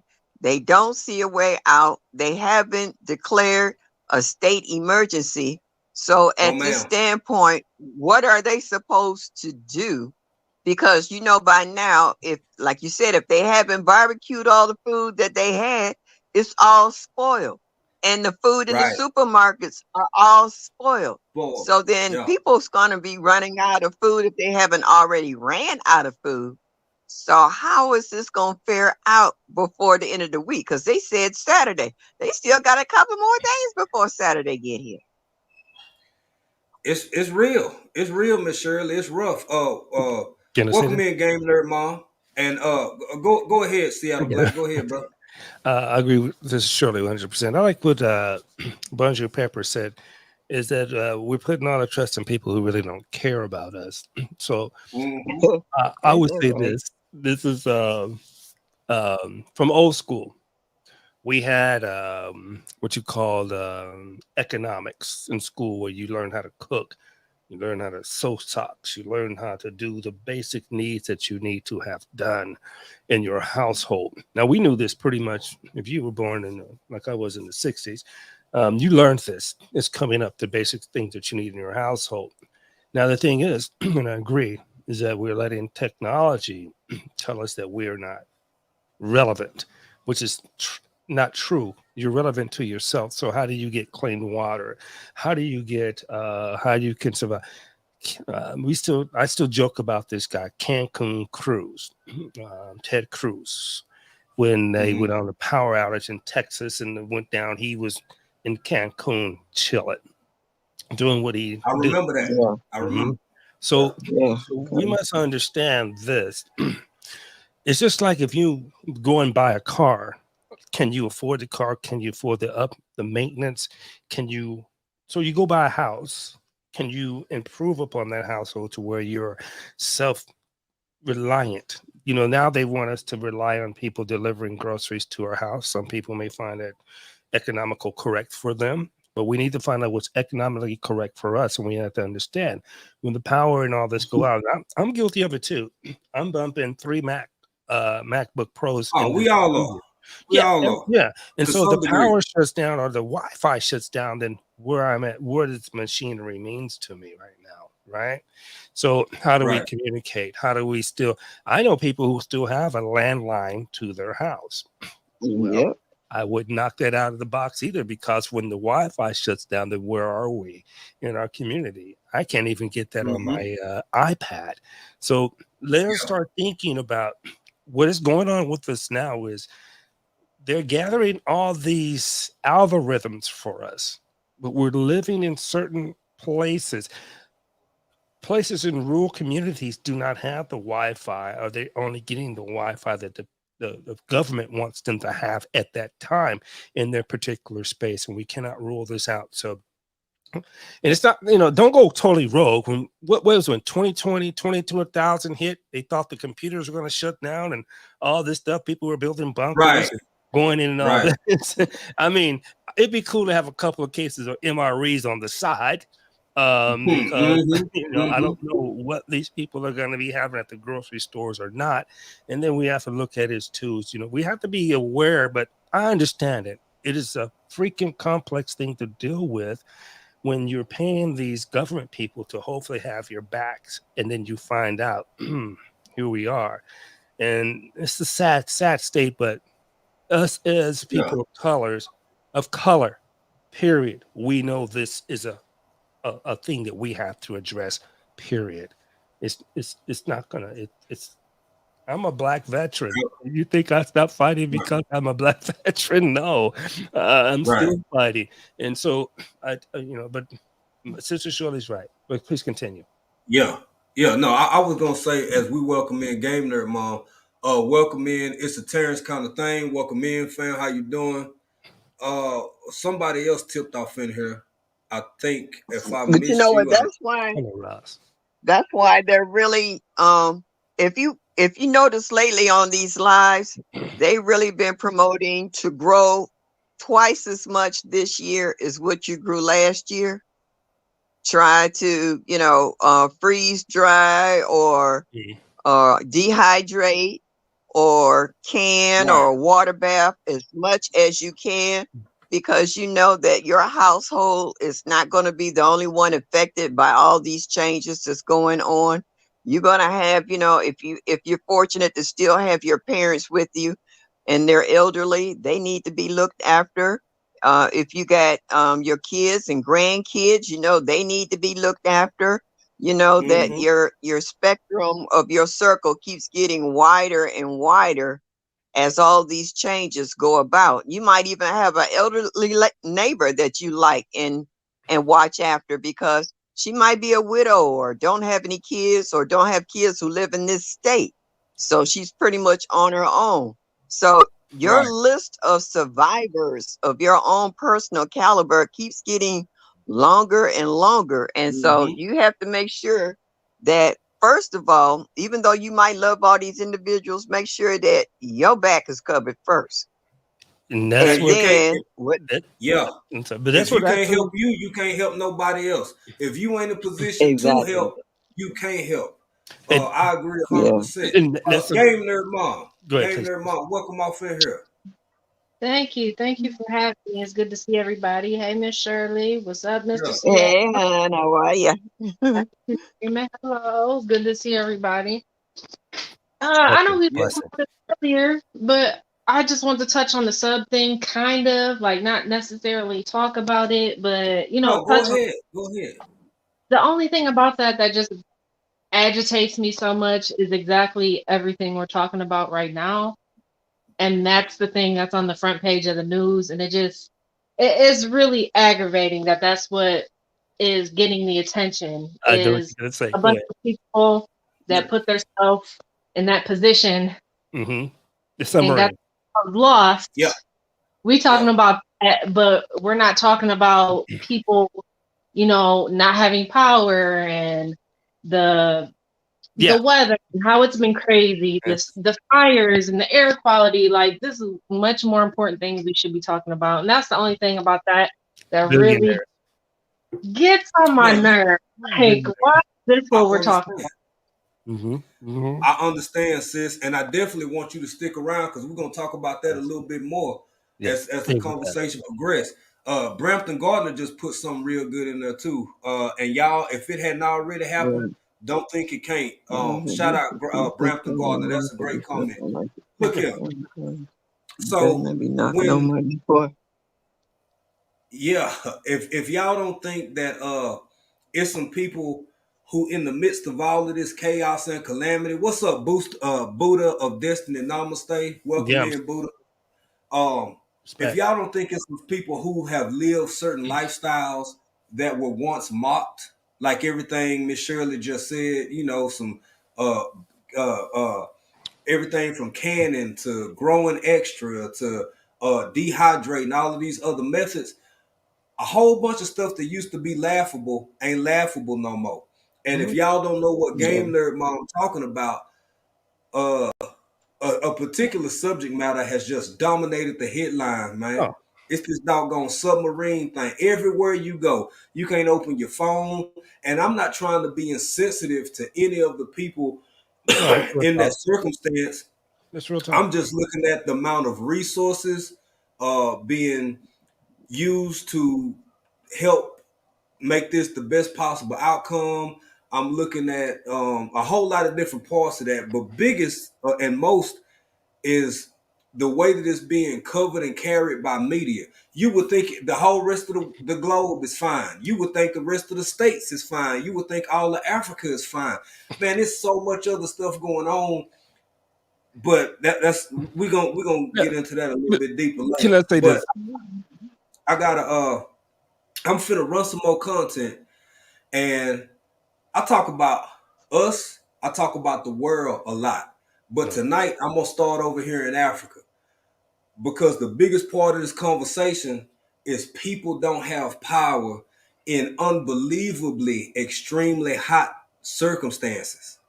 It's money. So with that being said, I'm gonna start over here. I've been in Tanzania for almost 2 years. We've lived here. Things have gotten so much better over the time we've been here, but it's still a lot of infrastructure, still a lot of work to be done. We know what it's lived like to go 16 hours a day, sometimes 2 days straight, sometimes 5 hours or 4 hours without power. It just ain't there if you don't have your own backup system. I'm gonna show y'all what's going on in South Africa. I'm gonna compare it to some of the things I've seen and talked with people about over in the States, and we're gonna talk about it on the other side. But let's get this right quick, family. It needs some water. Can't keep the lights on. Power cuts are affecting people at home, on the roads. Oh, let me start it back. Of Africa's richest countries, but it can't keep the lights on. Power cuts are affecting people at home, on the roads, at work too, and it's taking its toll. 9 hours, 10 hours of no electricity as it rotates around the country. It's really very devastating to the country to have electricity turned off. It may be devastating, but it's not a surprise. Well, this is a disaster of South Africa's own making, because there were calls, there were warnings from many years ago, not even just 20 years, but dating back. But the warnings weren't heeded. And this is the point that South Africa has reached. Last year, there were planned power cuts on 205 days. This year, it's already 129. That's every single day except 2. And these power cuts can last for hours. They're needed because the system can't meet demand. Without them, the whole system could collapse. People would experience a week without any electricity at all. And that's going to affect things like communications. It's like an enforced national shutdown. This hasn't happened yet, but regular power cuts are now part of life. And that's enough of that. Y'all get the point. Y'all get the gist. Oh, that's another one. That's the next thing. I'm gonna bring that down. We'll talk about that in a minute. Y'all, this is something that we had to adapt to as a way of life. We had to learn how to live to now it's normative. It is literally not just, it's a necessity in some ways, but it's a luxury in other ways. And we do have our own backup systems and all of that kind of stuff. But the point is, if you ain't used to that, and like we were talking earlier, Miss Shirley brought this point up, people on respirators, breathing machines, people with sleep apnea, people with all of these different ailments, then that's when electricity ain't no longer a luxury. It's a necessity. And you don't adapt to that form of living in life over a week. We got a military vet up here. Everybody go to different places. Now, if you go to Paris Island or you go somewhere like Fort Benning, Georgia, you get broken down and you come out a little bit different on the other side. You have to understand, see, adapt to, and prep yourself for life in a whole different way. I wonder sometimes, is the only thing that's going to change people's perspective on this is living through it? Because just talking, you got all of these people giving all of this information. Miss Shirley O.G. Gardner, Lead Farmer, Homestead Heart. You got Eco Neighbor and Gigi's Naturals Homestead down there. Everybody sharing all this information, but it don't seem like it's sinking. Bougie Prepper in the chat, y'all. She been showing folk how to start fires for damn near a year and a half. It don't matter to people until it hit them where it matter. I'm starting to accept that.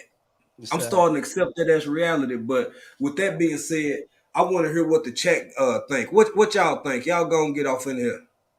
Can I say something real quick? Well, I think since I'm the oldest one up here, I've seen says you. I've seen all the generations that has come after me get weaker and weaker in regards to this. They might be coming up with technology, but when the grid go down, that technology ain't jack. So if they don't know how to do old school, new school ain't gonna make it. They not. And just like CC said in the chat, that when it had that freeze in Texas, they was looking to the people up north like us on how to deal with ice and snow because they didn't know how to do it. But the younger generation refused to come and ask the older generation on how did you make it through this? They don't want to hear what we got to say until push come to shove. And then to a certain extent, they like, I don't want to do that. Well, then you suffer with what you're going through right now because I'm here for you and willing to help you. But you got to ask for it. I'm not going to beg you. You know what I'm saying? So right. I just stand back sometimes and just shake my head like, you know, it ain't real. Because people, they want to ask for help when they think that they're going to get something out of it. And when they need help, they want to think that they could do it on their own. And that's not always the case. Well said, young lady. Go ahead, Seattle Black. So I would say this too. And listen to everyone. Listen. Do not just judge, but listen. So I'm gonna give you this. Yeah. I go to city council meetings I'm in a new city, so they're every other week. So if you want to see change, I'm not saying it's going to happen, but I would say to start by going to your city council and holding those people responsible. Now, let me ask you, and I'm going to tell you each and every one of you this. In your particular county, you have we have over here, we call Comcast, and Comcast is Xfinity up here. Now, Xfinity up here with Comcast, they're getting paid a percentage by every resident to have their cable in your particular area. So I want you to understand what this means is this. The city is aware of everything. The city council is aware of everything that goes on to your city. Now let's take it to the county. The city council they have to be aware of that too. So if you're not aware of what goes on in your city, why you're paying this much for groceries, or maybe why are you in a what they call a grocery desert where you don't have groceries? You have city council members and city council persons. Not to say that they're going to all be good. No, on both sides of the fence, they're not going to all be good.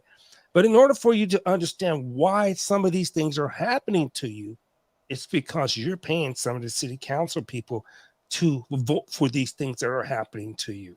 So I understand it's hard as heck to be doing your 9 to 5, dealing with your kids, dealing with your wife, and now you got to put up with city council bullshit. I understand it. It's tiring. But if you're not in the know, you're in the unknown. If you do not plan to hit an arrow or a shot, then you don't plan at all. So you have to ask yourself, what is going on, and why are if Texas, which is going to be going through a heavy heat, a 3-digit heat in the next month or 2 or 3 weeks. I think the video you showed. So the people there, after they seen Cancun Cruz go take his cruise, and while they were in a blackout, they didn't understand who's controlling this power grid and why is this power grid the way it is. Look, I'm a 100% disabled veteran. I can live down there with tax-free on my home, but I refuse to go down there because they have a lot of political issues that would jeopardize my health and my safety. So if you're going to move into a place, understand the politics of the place that you're moving in. Not to say that you can change these overnight or whatever, but look, Detroit, when the Motor City moved out of Detroit, they still haven't recovered. San Bernardino, California is going to be the same thing. They still haven't going to be able to recover because some of these military bases moved out. But you have to understand the politics of what you're dealing with when you move into a particular place. And then you have to understand, do your voice have a power when you go to that city council meeting?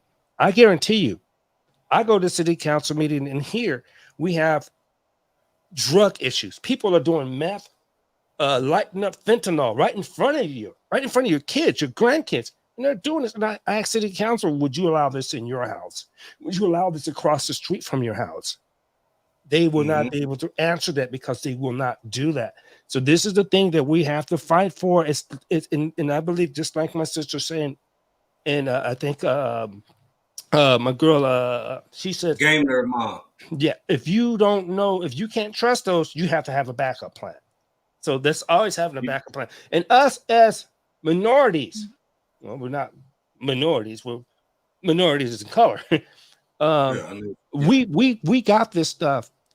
And some of our new kids are not trying to handle it. They're just like, whatever. If they don't have this, I'm going to complain. Well, how do you complain? How do you get it done? You don't go and show up with a school with a gun. You don't go show up with a church with a gun. That's not the way to get it done. So I'm sorry, but no, you good, bro. You good. That's why we had these conversations to get different perspectives and points of view. And before we go over the Game Nerd Mom, I'm gonna bring up my man Ghetto. And what's up, bro? And I just want to say, where you choose to live extendedly or for an exterior period of time play a real big role in what all you have access to, what you can do. Amen. The whole state of Texas is on a completely different grid from the national system. Yes. And when you think about these kind of moves, either be ready to hold the fort down by yourself or rely on what exists previously. And especially having so much family in rural areas, with all the technology we got, if the wind blow too hard, it's parts out in the country where the power go out, just like it did back in 1978 or 79 or 84 or 87. It ain't been improved or upgraded at all. It's still faulty and fluctuating. I want to welcome in Precious Pieces as well as Miss Steph Shockley. Excuse me. Thank you, Miss Steph, for being here. But I'm going to go to Game Nerd Mom, and then I'm going to get on over to Ghetto. Go ahead, my sister.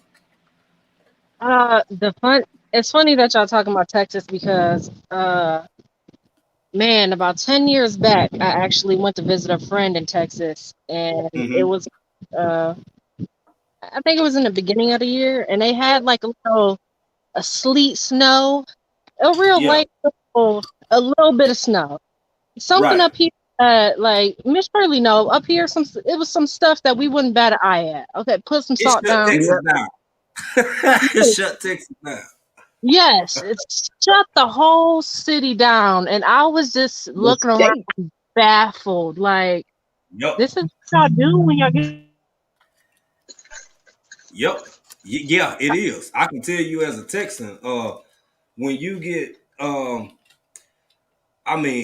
it's a little bit better north of Dallas. If you get up into Denton, if you get up into Wichita Falls or Amarillo, some of the northwestern states closer to New Mexico and Colorado and Oklahoma, like they a little bit better prepared over there. But when you in East Texas, where it used to just happen it was a one-off, maybe once, twice a decade.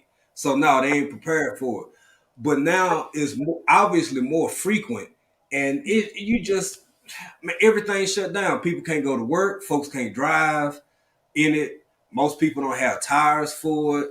The city ain't prepared. The county ain't prepared for it. It'd be a whole mess for 2-3 days, sometimes even a week. So, yeah, I know exactly what you mean. Exactly. Well, I got a niece in Arizona, and Texas not hot compared to Arizona. They can have 117 in the shade, and I tell her, y'all stay inside. Please stay hydrated. Don't go out unless it's absolutely necessary. And it's got to be miserable. It's just got to be miserable. Well, Miss Shirley, I've been in Arizona, and I've been in New Mexico, and I've been in Nevada, all those big deserty states over there. I would take 117 in Arizona over 115 or 112 in Dallas any day because of the humidity. The humidity is it sucked the breath out of you. I'll take a dry heat over a humid heat any time of the day of the week, because they just two different monsters. But Ghetto, what's going on, brother? Welcome up. Ghetto. What you got? What's up, brother? What's up, Big J? Well, good. Mr. Seattle veteran, What's Mrs. up? OG Sherman, Mrs. Gaming Nerd. All right. Yeah. Man, it's 2023, y'all. You got to Straight. be a fool to not be prepared by this point. And I understand money-wise, and I'm not calling people fools. I'm just saying that if you look at our environment, especially since 2020, you know what I mean? It's almost like every aspect of our environment has been amplified. From the weather to the politics to the, the thing to the absolutely everything. Everybody's been against each other. The power grids, people attacking our power grids with a gun. That's it. That's all they had to do. They just shot up a power thing and bam, a city's out of power for a couple weeks.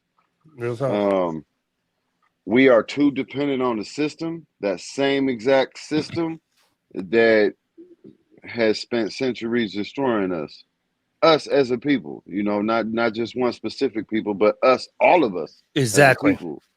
And really think about, so let's say your power's out right now, continuously telling yourself, I ain't got no power. Just, I don't know the correct word to use, but just saying that defeats you. If you put it in if you put it in that context, like I ain't got no power. They need to give me my power back. Man, you should have your own power in all aspects. You know what I mean? Control your own self. There you go. I'm sorry, I'm a little tired, y'all, but you're good, brother. You're good, G. Well, I was gonna say this, and this is something else, and I won't get into that part of the content, but to allude to what most of everybody been saying tonight is, and I do got one more piece of content I'm gonna run. Something else that once I found out, because it wasn't being shown on local media, it was barely discussed on national media.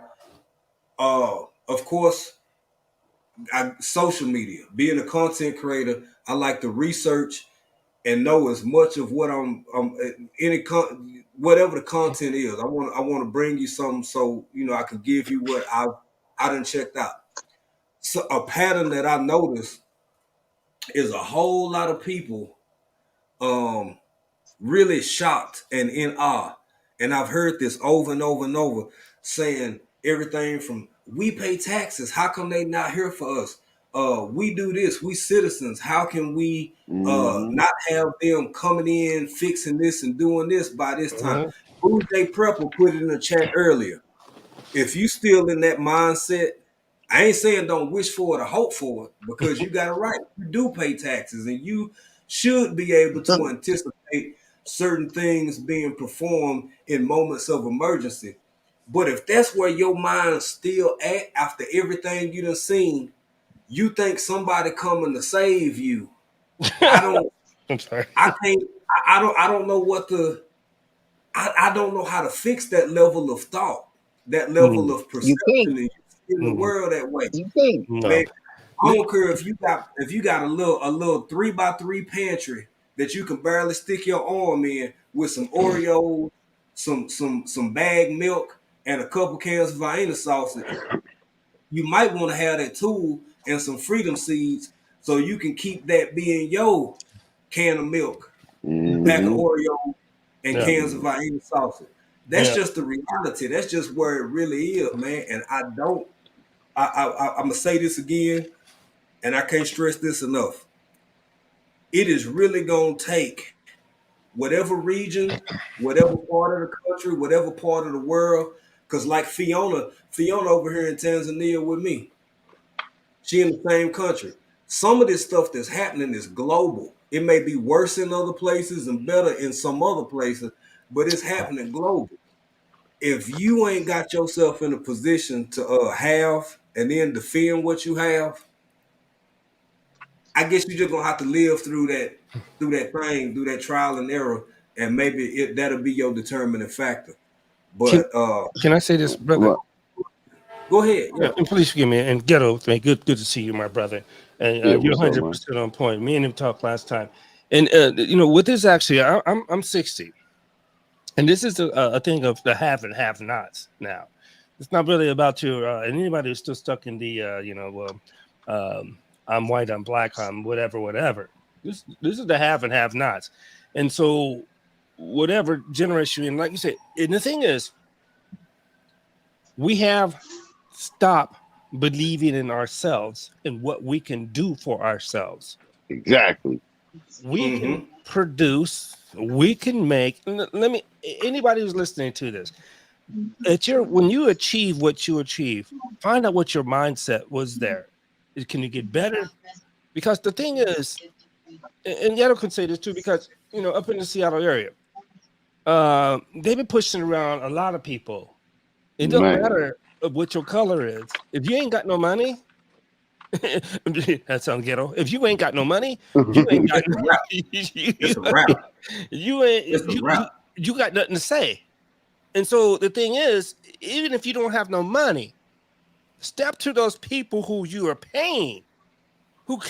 These same people you're paying are paying people who are putting people in jail, who are prosecuting you, moving you out of your home. I want to know where you are and where you're gonna fight for me. Because look, I got 2 babies and I got a wife. I ain't got time to. I'm paying you to focus on that. But we have to do the check and balance system. We say that this system is, part of my vernacular, we say the system is fucked and what it actually is. But see, we're learning the truths of things. I will tell you this, and people are going to hate me for saying this. One thing that I appreciate about Donald Trump is he taught us how the corrupt system is and what the system and how it is corrupt. Look, if he could get in there and do the shit that he's doing. By design, though. Yeah. Sorry. And then you got people who run in the county jails who are doing this, the prosecutors. So, and so when we look at our situation, it's like, I can't just sit here and go and fight with my neighbor over a fucking parking spot when I got somebody who's sitting up here who I'm paying who is screwing my income. Right, and they telling us too, because that's why they brought us Donald Trump. It's so they could tell us the truth on one side and they could lie to us on the other side while they both get back together and smoke blunts and get drunk together. They are telling us the truth. That part, hold on. That part I agree with. 100%. Now, y'all get into, because I don't give a damn about none of them. Y'all go hard on y'all politicians, on y'all shit. Don't get too. No, I was just saying the system collectively is against us, and they're telling us what they're doing to us. You can look at Africa, right, Jay? The most sun-rich place on the planet. With our solar technologies, there's not one household in Africa that should ever be without power, ever. And it should be free. And it's starting to come over here. It's starting to be more and more of a thing. It's starting to become more. You see more of a presence. Everything from solar water heaters, automatically built with homes. The tankless hot water heaters, yeah, boom. And that's what Sister Shirley said is right, because Sister Shirley's digging up us from the roots and going, look, pay a fucking attention. And I'm paraphrasing your sister. I'm sorry, but pay attention and see what the hell is going on. And if we're gonna sit here and talk about, well, it's black, white, black, it's Democrat, it's Republican, you lost your fucking mind. Right. These cats are planning to move to the moon. Believe this. This is Elon Musk. He's planning to put a moon station. So let me give you, after you guys, because I know I won't be here 30, 40 years away from this time here. Are we still thinking about the black and white thing, or we trying to move on? Because this system is fucked. Look, What's the hey Drill Salt DL? What's the language for the ladies now? Yeah, my apologies. I'm over here smiling. Tone it down just a little bit. Yeah. My apologies. It's fine. You good, bro? You good? It's finally not Ghetto's fault. I know. That's the first time. I know that. I told you, get on and take your spot over here. That's fine with me too. Hey, I know that drill song come out every now and again, but we gotta keep it. Yeah, I apologize, because see, my perspective is just like my sister said. I take this when I went to the military, and I went to the military down south, and give you guys a little education. I went to Fort Polk in Louisiana. Now it's called Fort Johnson. And if you don't know what it is, go look it up and see what it is. Okay. Right. This is why when I was down there and I was dealing with that particular attitude and everything, and I'm from the West Coast, and I'm like, I know my brothers and sisters are white, Native American, Mexican, they're all, and I'm like, over here, and we're in this general, and we're dealing with this, so we have to understand, why is this still a thing? And like you say, they're in a place anywhere in America, and you are experiencing any kind of weather breakdowns of your electrical or anything. Why is that? It's because of the system, and it's because of the communications that people have. Look, Atlanta, Georgia, when my girl Stacey Abrams, you don't hear much from her no more. All right. But when she started putting that stuff out there and people start paying more attention to elections and what was going on with elections, did we ever pay this much attention? And how many people are of color who are down south in this stuff? Look, I could bring this all the way to the west. It's a lot of them. It's a lot of them. But true, I gotta be honest with you. I'm personally not impressed by none of them. Do that mean I won't vote? No, that don't mean I won't vote, because I got interests that affect me locally and even my community back in the States locally. But I'm particularly not impressed by none of them. At this point, I've seen enough. I've seen enough from all of them to let them know, to let me know that it's a big club and I ain't in it. I ain't finna eat caviar with you. I ain't finna get invited to no dinners.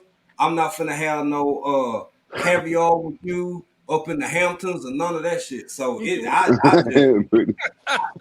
what it is. But because none of them, I'm worried about the folk who gonna help me keep my Vienna sausage and sardines and keep my garden. It's just literally, and you know this as a DL. It's about the man and woman to your left and to your right. Outside of that, it is what it is. I want to welcome in Erica Taylor, my Renaissance grandma off in here still. Somebody else came in here I ain't speak to. Oh, Fisher J. Mia, what's up, sister? How you doing? Hey, y'all better get in here and enjoy yourself. Drill Sergeant got the chat on fire tonight. I'm sorry.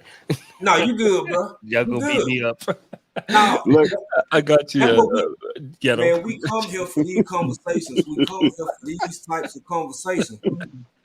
But you know what's interesting about this chat, Jay, is that you have people here from all different walks of life, different states, different nationalities, different, but we're all like-minded in regards to what we know we deserve and what we earn. This is not stuff that we ask you to give us. This is stuff that we're supposed to have. It's not like we're begging for something. This is just how they say your basic everyday needs that we're asking for. It's real simple. And even though, like I said, my money is just as good as the next person's money, and I'm paying just like they paying next door. I don't care if I'm paying in the hood and somebody that's 2 streets Right. over living in a big house. We all paying this for the same services, whether it's electricity, gas, water, sewage, whatever. Okay. So Yes, we ma'am. all expect to be treated pretty much on the same level. You know, like some people call and they cut up and they act a fool on the phone. They don't expect to really get that service, but they figure if they act the way they do, that they will. No, it don't work like that.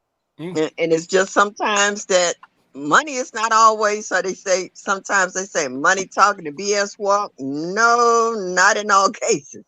Okay. We paying out money every month for our electricity, but if you got a blackout or a brownout, what happened to that money you paid for those services? Where is it at? What are they doing with it? How come we're doing without? You know, so it's so many different levels that you could look at what's happening in not only in our country but in other countries. You know, in regards to how the people's being treated, how that they're just everyday civil rights have been totally denied just because of politics. And it's not going to get any better. It's going to get worse, because as things get worse, I've seen rich people pack up and go somewhere else. Let you deal with whatever you dealing with in the state you living in. Oh, hey, They're going to and make you know, sure they got there. hey, I'm saying this now. My man said the moon, and but I'm gonna keep it on Earth. I'm gonna keep it on Earth and put that with what Miss Shirley just said. Y'all, if y'all don't think for 1 minute, we did a show about a month ago. Do y'all remember? I'm gonna have to do that again because it's a growing topic. If you try to get your passport in the States right now, it's about a 9-month process for something that used to take 3 weeks to at maximum a month, especially if you just renewing. In fact, if y'all go back and look at that, man, and what Miss Shirley just said, people with the means and the resources and stuff, let's just say wealthy, whatever. Man, these folk got islands that y'all don't even know about. Oh yeah, yeah. That they already chilling on. They've been back and forth, and then they got little parts of the country. If you crazy as hell if you sit here as a grown man or woman and think it ain't some stuff right there in your state where you at that your behind can't never get to because you don't even know exactly where it's at because it's a couple 100 miles in each direction. I'm from the great state of Texas, babe. I know how big it is. Or even below. Where they can chill out and not worry about none of the rest of us and all of this other kind of stuff that people used to think was conspiratorial or this or that. Power grids exist. Well, let me ask Backup you. power exists. Go ahead, bro. Why do you think they're delaying that? Hell, I don't know. Honestly, I'd be lying to you if I said I don't know. I don't have an opinion. Anybody chat? Because I understand it, but I'm not refuting that. It's going to know why. No. Go ahead. Go. You can tell me what you go ahead. I don't have an idea. No. I'm a man of revelations, man. I feel like they're delaying it because they're waiting for that time for Papa to come back, and they think they're gonna be able to hide from it. Because I think the top elite and the system itself, is a third of the fallen angels. That's me, though. They've always been here. That's why they've been able to enslave us from the gate. Every race, every people, us, them, and it's always been them. I got to rap to you, Morgetto, because I can confer with a lot of what you're saying because, it's on a super thing now since we got internet. The rich get rich and the poor get poor. There's no way. I mean, because Bill Gates is talking about and then you tell me about this, my brother African Dream, and he's coming over talking about how he can do solar, water, sterilization, and all this. Bill Gates is talking about this. I mean, if over where you are, do you hear anything about that? Yeah, I mean, everybody knows, but I mean, well, most people know, but when you present it with organizations, it usually doesn't say that name on it. It Yeah. don't say B&M Foundation. It's under the pretenses of another organization or foundation. But the thing is, you have several African countries reaching out, and maybe that's why I should step in and do a better job, because Like doing good. I don't want y'all to for one moment think that folks over here are simple-minded or crazy or ill-informed, because and here's why. Because it's like the part of the news that get put out is like they over here doing this, that, and the third, but you never see the resistance or the opposition to that, or those thoughts or ideas. It's kind of like, I put it like this. If I know how most of y'all and probably everybody on this panel feel, if that individual go buy up all the farmland in America, on this side of the pond, you could be like, why are the Americans letting this one person buy up all the land? But if they don't get to see or have those conversations, it's kind of like, well, maybe they doing something, maybe they not. So it's kind of the same thing in different, I mean, only flip. You know what I'm saying? A lot of countries have declined aid because they saying, well, I don't want GMOs. I'm gonna keep waiting on rainy season and grow this stuff myself. And we don't necessarily have to have. By the way, shout out my man Odom's off in here. Odom's, y'all check out his video. By the way, he come on tonight, Thursday night as well. Thank you, baby. I appreciate it. Yeah, he got his raspberries going. It's a whole bunch of people here perfectly fine eating every day what they used to and what they can grow locally. And they decline the GMOs, which means they decline aid, and they declined a whole lot of other help and resources and medications and all kinds of stuff. So, but to the other part of what you said, and I know Getter, and that's why I always welcome my man up. Like he said, he a Revelations guy. Before I get to the point of getting biblical with it, for me personally, I got to explore the possibility that maybe it's just people out here who own and dominate the world.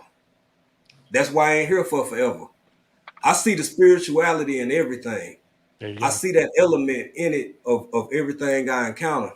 But I don't know, man. It's deep. It's heavy. It's heavy. I appreciate. You know what, Jay? I appreciate. Go ahead, sweetheart. I was reading an article yesterday, whereas they said that American food is banned in 37 countries. Yes, ma'am. I've been alive on it. That too. I've been alive on it. Yep. I know, but I'm just saying how when you read about certain stuff like that, and then you kind of reflect back on our lives in regards to how that we had already discussed this, and how not just your life but many lives where they've actually had people come in saying, well, I traveled to this country and that country. I tasted their food and it was real food. It didn't have all this plastic and what they call it here. They call our food fake food. Yeah. So they got all these chemicals and all this other stuff that's in it to make it, and people are having problems being obese from it, and they're having problems with high blood pressure. They're having problems with heart failure. They're having problems with cancer. And they had diabetes. And they had this one gentleman who was literally dying from fourth-stage cancer. So he said he wanted to go back home to where he was originally from, somewhere in Italy. And they said that he left there, wanted to die at home. Said he went back. That man's still living, doing fine. No more problems with his cancer. He started eating real food, natural elements, virgin olive oils and all this other stuff. And the man is doing fine, and he's outlived the time period that they gave him as far as existence. So it just lets you know that more stories you hear about people going to other countries and not having any more stomach issues, not having any more heartburn or indigestion and allergies because they were eating real food. And it just lets me know that the more we eat out of our garden, the healthier we become. And when we show our kids, our next generation, whether it's our immediate kids or grandkids or whatever, show them what real food tastes like, how to grow it, how to preserve it, so that when all these clashes of these supermarkets and mom and pop stores go down, we're able to survive off of what we have grown, and we know it hasn't been treated. I mean, you know, like real food Absolutely. might not last as long as the stuff that sits on the It does shelves not. that's been there for a week or two, Yeah. Yeah. you know, before you get it. Like, you know, I can tell you right now, Twinkies been around forever, you know. You can have a Twinkie from 20 years ago. It'll Yep. still be soft and edible. It's just like a fig Newton or something. So you ever seen a You know, McDonald's French fry that I you was find just, in your car? I was gonna say you can have it with your McDonald's food, all that fake stuff. absolutely. So this You is know what, y'all? I didn't. Now it's time to move on to the last part so we can wind this down. We already over. I was trying to keep it under 2. There We done you went over go. because that ain't Now, nobody Jay, asked you you know that. that wasn't Let's gonna get it happen. today. That wasn't gonna happen. Miss Shirley, I Let's was get it trying. I was trying, y'all. I was trying. But look here. Now I didn't know that Miss Shirley was finna say what she just said. So with her saying that, that's the perfect segue to get into this last part of the conversation. Because here's the thing. Love my boy. I don't know if y'all done noticed, but it's a theme going here. So like my sister came up, she talking about the submarine. We're gonna talk about that a little bit more before we close out. But man, it's been a long time since I seen a news story. Good to see you, buddy. What's up, Erica, my fly family? How you doing, sis? Ever. Ain't nobody asked you nothing, Erica. Yeah, he don't like us, Erica. So I'm up here I heard you, Ghetto. He I'm up running. here wondering why is this dominating the news? What all done happened while everybody else was looking over here? What was going on over there? Miss Shirley just set everything in place, and we finna get into it because there have been certain levels of approval, but the real approval just really went down. It just like baby, you better start reading labels if you don't. If you don't do it, you might want to start doing it now. But we're going to get into this, and then I'm going to see y'all on the other side. We're going to talk about it. But thank you, Miss Shirley, for bringing that point up because, boy, I mean, you hit the nail on the doggone head. But let's get it, family. Products at selected restaurants. 2 companies, Good Meat and Upside Foods, have received approval. Lab-grown meat is cultivated from animal cells in steel tanks. Its proponents say it's a more sustainable kind of meat production, better for both animals and the environment. The US is the second country to approve lab-grown meat after Singapore did so in 2020. Ultimately, the cells do what they do. They like to double, they like to grow, and then ultimately they become meat. So after 7 to 14 days or a little longer, depending on what we're making, we harvest the cells, and then we can make it into any meat product that you love. So it could be a chicken fillet, it could be a hamburger, a hot dog, it could be pretty much anything that you can think of. Wow. Now I'm hold on. Now Miss Shirley said something, and I was sitting up here thinking, I was like, man, she just said that, and it's like that fall right into it because that's approval that went down while everybody worried about who at the bottom of the ocean and what rapper done did this and whatever this over here and that over there, but this is what you finna be eating, and it's all on the wrap. And I'm gonna tell you something from my lived experience. Fresh food don't last 2-3 weeks sitting on your shelf. No. Bread, Right. real bread don't last 2-3 weeks sitting on your cabinet.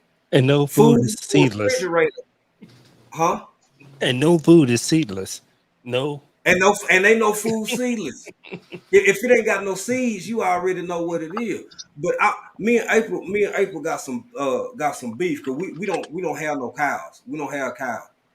And we came across some of the cuts of meat were real gamey.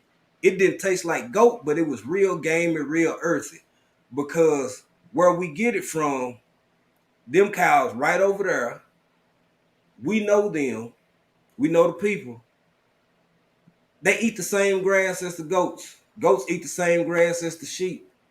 The sheep eat the same grass. Like it's all, they kind of start tasting similar when you get across certain ones, depending on age, because they real grass fed and bush fed, and they taste like whatever they've been eating to an extent. Man, I'm telling y'all, when Miss Shirley said about the whole what's not allowed in other countries that's allowed in the States, folk could get mad at you for that and feel like you trying to be funny or sideways. Damn it, I'm a Texan. I love where I'm from, but that don't mean I can't tell the truth. Shit, I can't tell the truth. Hey. It just is what it is. I didn't make it that way.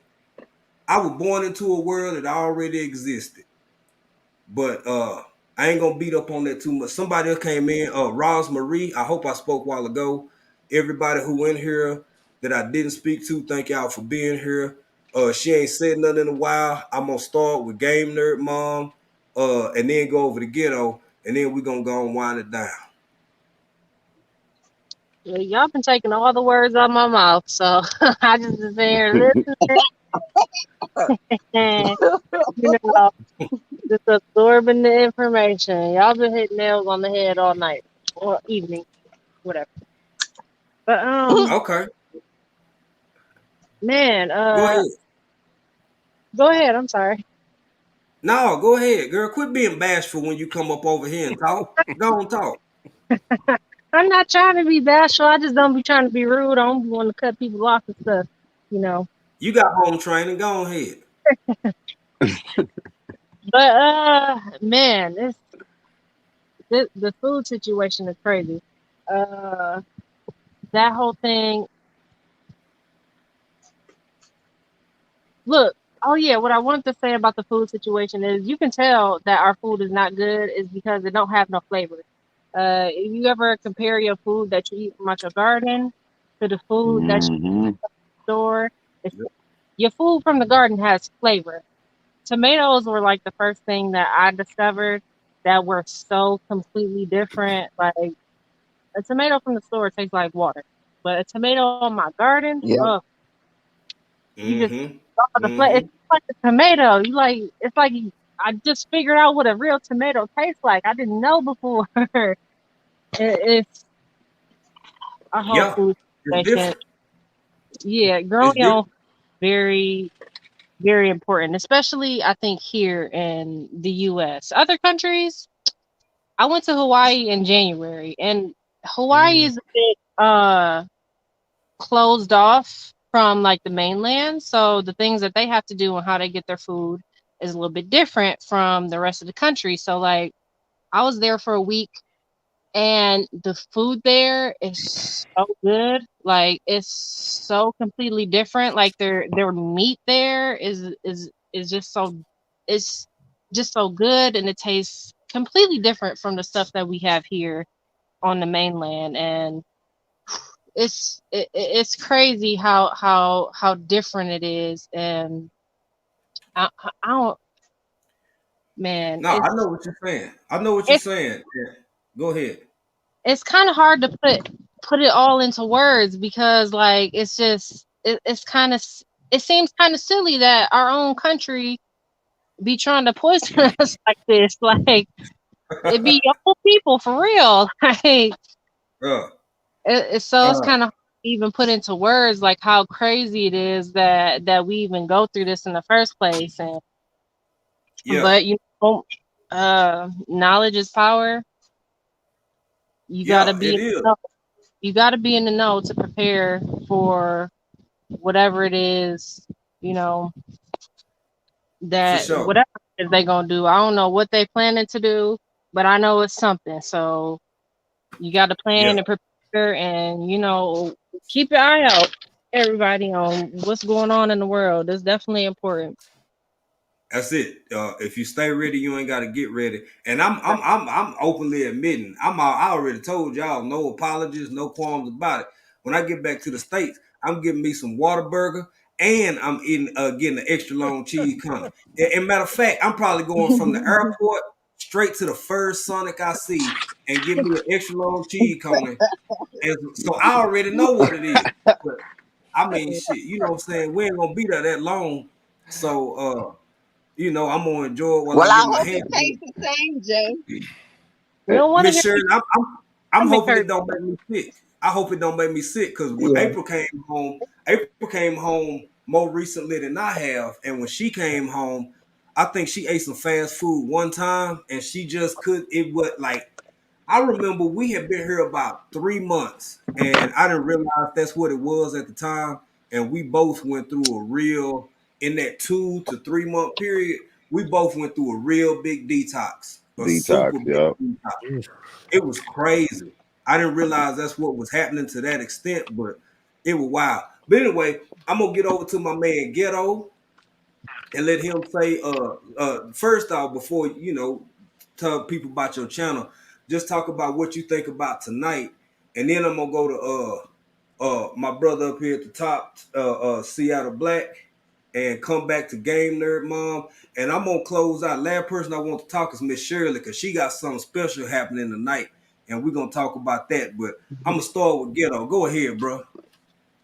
Man, there's a whole lot to unpack. But first and foremost, you craving that Whataburger and all that. We having this Yes. conversation about how all our food is fake, plastic, Yep. garbage. Yep. But yeah, you over Yep. here just waiting for it because there's some additives in our food that'll stay with your mind, just like a little bit of crack, a little bit of oxy, a little bit of whatever. Yep. There's something in our Yep. food that we crave if we ain't had it in so long. Like even right now, Yep. I still crave some Wendy's burgers sometimes. I ain't had any fast food in about 3 years. But there's still something about it. But I know my mind's saying, nah, you don't want that garbage ass whatever. Well, But well, there's a give me your drug in 4 there. for 4. Give me your 4 for 4. I'm gonna eat Ghetto 4 for 4 and get them. I don't really big on milkshake. I'm gonna get a Dr. Pepper with mine. I'm gonna get your 4 for 4. I want fries and nuggets, and I'm gonna get a Dr. Pepper with it. But go ahead, Brian. Me to cut you off. Go ahead. You good, man. To me, when it comes to the food, well, first off, and I'm sorry for everybody that may not agree with me, but I think we are the most undeveloped country on this planet because we a bunch of, Go ahead, bro. because places like where Jay and them's at, like he said, him and his girl, their bodies had to detox because their bodies had to get right with the food, right? Those are the places that I believe our bodies yearn for, eating from the dirt. You know what I mean? Like I imagine his senses are a lot better than ours. Like you got to think about it. For centuries, they've been dumbing down our senses, right?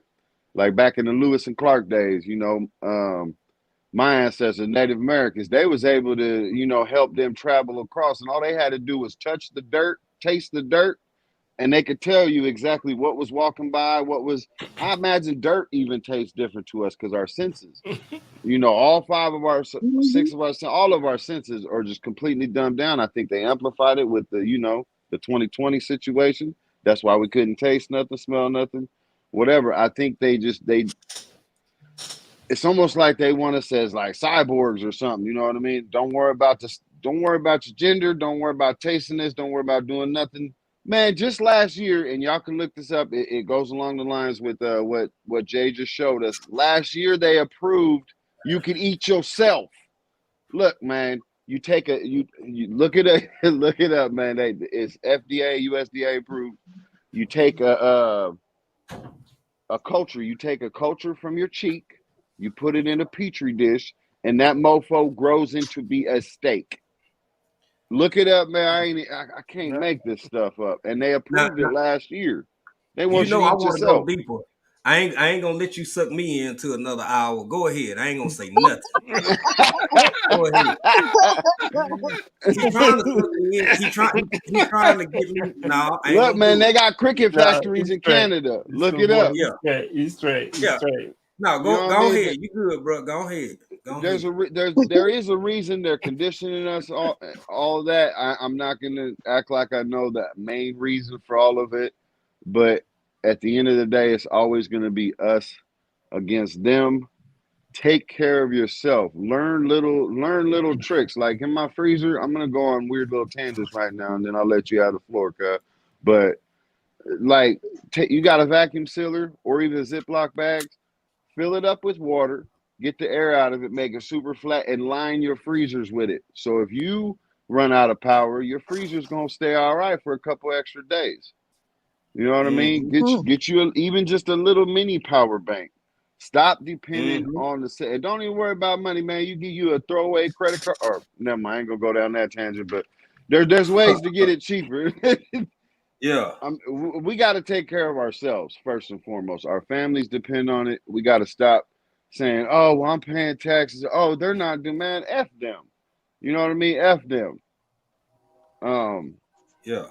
Look at my little icon. Even Michael Jackson was telling us. Tupac was telling us. So many individuals out there pretty much gave their lives to try to tell us the system is not for you. Period. And then they got smoked. You can look down through history. When people would come out and tell us the reality of our situation. But again, that goes back to the senses. It goes back to the foods that we eat.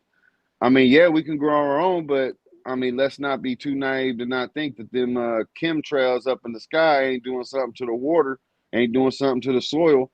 But at the end of the day, we can't control that part. We can control the food that's going in the ground and in our body. Again, I'm going on different tangents. My bad, brother. You But can't help it. You can't You help straight. it. Go You ahead. straight. man, it's just a lot to unpack, man. It is, because if a person like myself, look, I'm completely ghetto raised, ghetto born and bred, right? I'm unintelligent in certain aspects of my life that I should be developed in, but that's not my point. My point is, if I can prepare for my family, a family of 4, if the lights go out for a month, 2 months, 3 months, we straight. We got food, Yeah. we got canned food, we can our own food, we pickle our own, we make our own pickles, we do all this stuff. I got enough rice to freaking feed this small army, cans meats. Anyways, my Yeah. point is, Yeah. if somebody like myself, and I'm the only one that works in my house, but we make it work. We use coupons, we use, you know what I mean? We Make it work. scrounged, yeah, we scrounged to get it. Make it Now work. I've been blessed to be raised poor, though. See that, Yeah. you know, with me, I was blessed to be hungry. But You don't want to know what it's like to be hungry. I'm telling you, you do not want to know what No. it's like to be hungry. For Just, sure. you know, For sure. just take care of yourself. Sorry, There y'all. you go. No, There you go. You're straight. Hey, Crap. save some of it for the next live, bro. We're gonna talk again. My We're bad. gonna talk again. No, you straight. You straight. That's what it is. You good. You good, bro. You good. I always love Ghetto, man. I love his passion that he be That's my coming with. dude. And I gotta say it. And I ain't, even though I ain't going back to him right now, because he get caught up in what he's saying. He get passionate about it. Y'all be looking out for Ghetto on the upcoming Hypathon, and make sure you check him out. Whatever his subject matter is gonna be, Good I'm man. gonna be there to check it out, and I hope y'all do the same. And we gonna go over there and support. You And wasn't there my last live, homie. Just saying, you made me go live and you wasn't even there. Hey man, So, hey I man, had hey to man. sleep. I had to sleep, man. Ghetto. Oh, He came on. shame on me. Shame on me for being as old as I Ghetto. am and deciding to go to sleep. But whatever. Now we going on over to my brother Seattle Black veteran, and we're gonna end it out with the latest. But Seattle Black, how you doing, brother? Go ahead and tell folk about your channel, what you do, and how they can come over there and connect with you. First of all, I'm blessed to be with you, and the lady should have went first, but thank you. I'm the Seattle Black veteran, and I don't show up on YouTube a lot.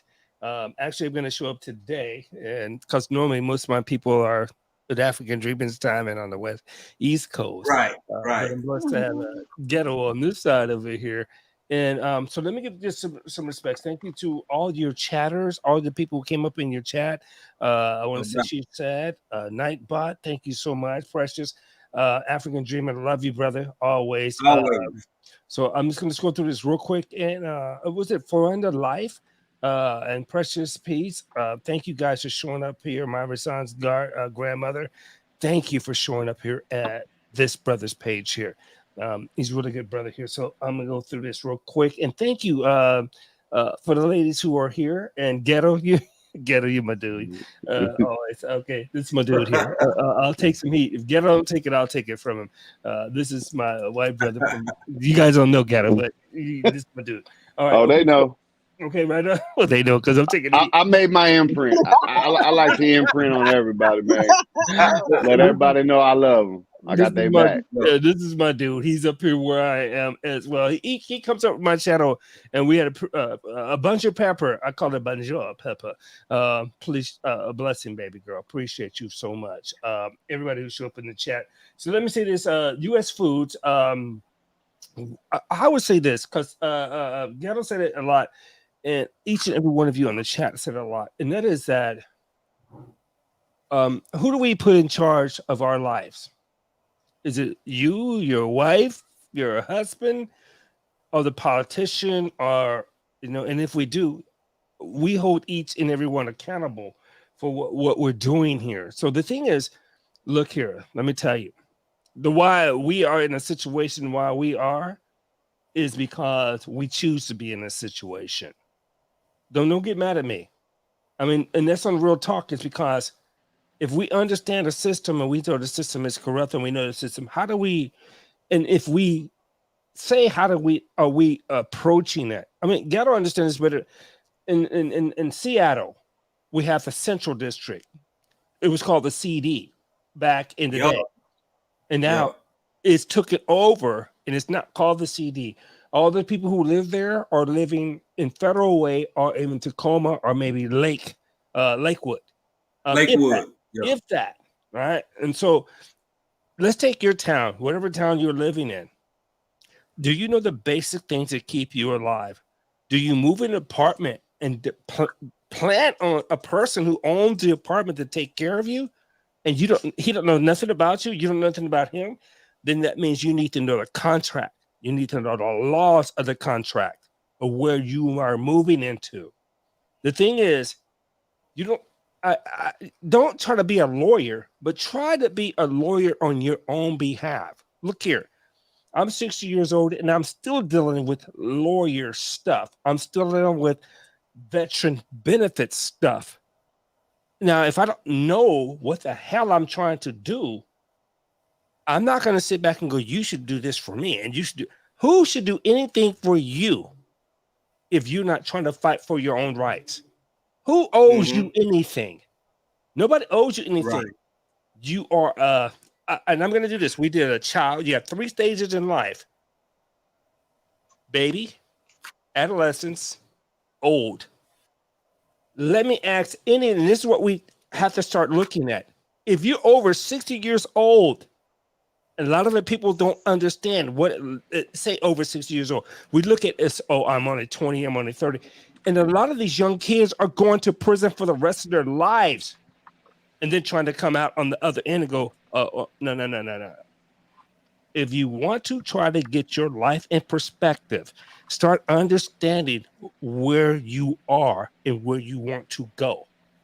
If you have no idea of where you are and where you want to go, I'm telling you, I'm going to do this on my other. I am the Seattle Black Veteran. I do a YouTube. I'm going to do one. I was going to do one tonight, but I'm kind of pushing it because I respect a lot what my brother African Dreamer is doing with his page. And I would tell each and every one. You should do it. Yeah, go live tonight, bro. Go. Well, no, go to my brother's page. I'm going to try to go to that because I have so much content I'm trying to get to, but I would try to do this in about next hour. Okay. When we go live. But I want you guys to understand, this is one of the brothers who has kept me alive because I love him and his wife and what they're doing. And so, and they bring good content. Bonjour Pepper, I miss you, sweetheart. Nightbot, thank you so much. I'm gonna give you all these products, but in Ghetto, you crazy. Man, your old ass, stop Ghetto's my saying dude. thank you to Nightbot, man. Ghetto's It's a robot, man. It ain't a person. Ghetto's my dude. Ghetto he come up my Hey, channel. Nightbot got feelings. He got a whole family. But I love you guys, and hey, thank you so much. And hey, Sister Charlotte, keep you guys, African Dreaming brother, man, keep doing what you're doing. Because we're going to talk about this tonight, and we're going to talk about people who think they're so indefensible when you're 20 or 30 years old. I want to hear what you think of when you get 60 years old. A lot of people don't think about that. So we're going to talk about that. We're going to talk about baby, adolescence, and elderly life. And if you think it's funny after you get past 40, 50 years old, come and talk to Sister Shirley. She's going to tell you what time it is. Okay. She's going to give you the 4411. For sure. Yeah. For but sure. Thank you, African Dreaming, and all your panel, especially you, Ghetto Crazy Boy. This is my dude. I love you. I love you guys. Okay. And thank you for No doubt, fam. No doubt. I want to hear what Sister Shirley and the ladies got to say, if you don't mind me hanging out. Yeah, of course. Of course. No, y'all ain't nobody got to step down or nothing like that. I'm just saying, welcome in my sister Urban Gardening Chronicles. How you doing up there? Sandra living a full life. Ray Official. Y'all better get in here and enjoy yourself these last few minutes. Motivation from the weightlifting geek still hanging out in the bushes. We appreciate you, brother. Before I go to my sister down under Miss Shirley, Game Nerd Mom, I want to say both gentlemen, I saw Ghetto already dropped his. Seattle Black, please drop your hashtag BCIAC in the chat. Also, you can catch Motivation from the Weightlifting Geek for his after work live if he's still getting on that today, because usually, what's today? Thursday? No, never mind. He Monday through Wednesday now. So y'all can pick up on start next week. Check him out. But I just want to say, drop your hashtag BCIC so people can get over there and check you out, because that means your live is actually even before Miss Shirley. It's before Auntie Ellen, and it's before Odom's Homestead come on. So we got to support each other, because we all we got. And as far as the subject matter that you plan on conversing over tonight, that whole theory, that whole concept is cradle to the grave. Yeah. And with some of the stuff we covered tonight, I ain't gonna get too deep into it right now, because I'm gonna close out here in a little bit. But look here. It's 112, 115, 107 degrees in Texas. Once in my life, I was young enough and strong enough and hydrated enough, and that sun wasn't nothing. All I needed was some water and to sit down for about 3-4 minutes, and I was ready to do it all over again. I'm interested in what Seattle Black got to say, because I done lived long. I'm the oldest one up here. When y'all get to my age, Miss Shirley had them eyes on you, like, what the? I saw her. Ain't nobody, she gave me a whole mama look. Miss Shirley just looked at me like I picked some up in the stove that she told me before we get in the stove. Like you owed her money, you're 2 days late, right? Yes. She about to smack you, boy. Look. She gave me a whole mama look, dog. My goodness. But anyway. Oh, you made me take my glasses off. I'm sorry, Miss Shirley. We're going to get to you in a minute while you over there looking at folks like giving folk mama look. Anyway, being if not the, because other folk want to debate about it, I'm pretty sure I'm the oldest, but I ain't seen nobody else birth certificate.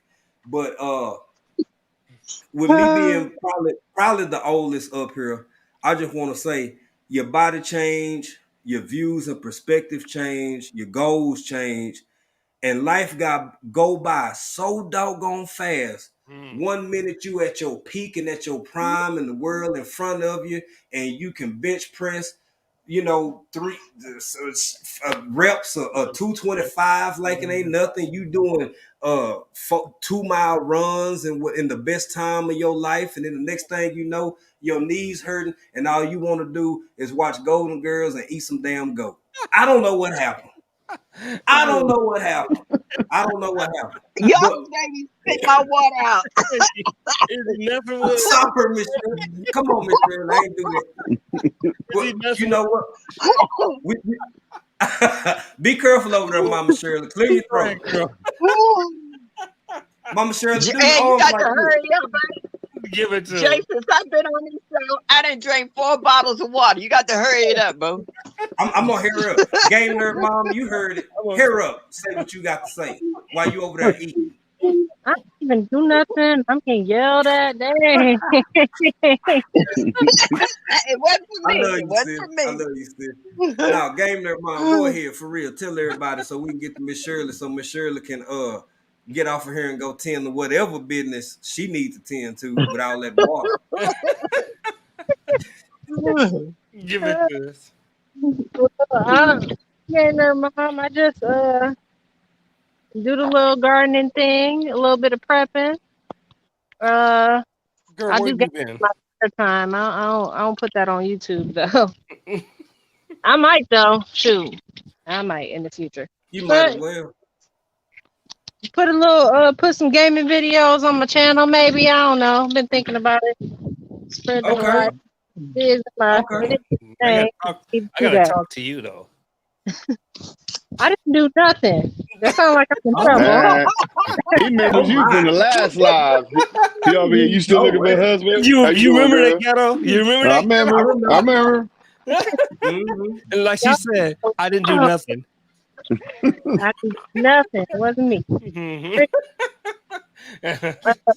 Yeah, you see that? Hey, gaming nerd. I put a link. Ghetto and Jay know what's up. Okay. All right. All I know right, what's y'all. up. Y'all cut my time short. Come on. Oh yeah. Okay. All right. Yeah. Hey.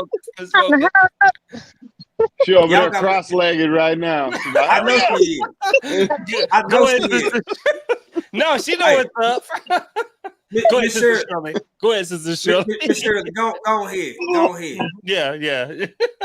I Matter just of fact- want to tell everybody that's in the chat tonight, please come to Miss Shirley OG channel at 7 o'clock Eastern Standard Time.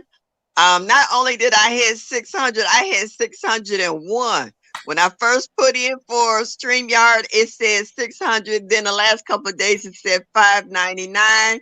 I don't know who pumped me up during this chat, but y'all hooked me up at 601.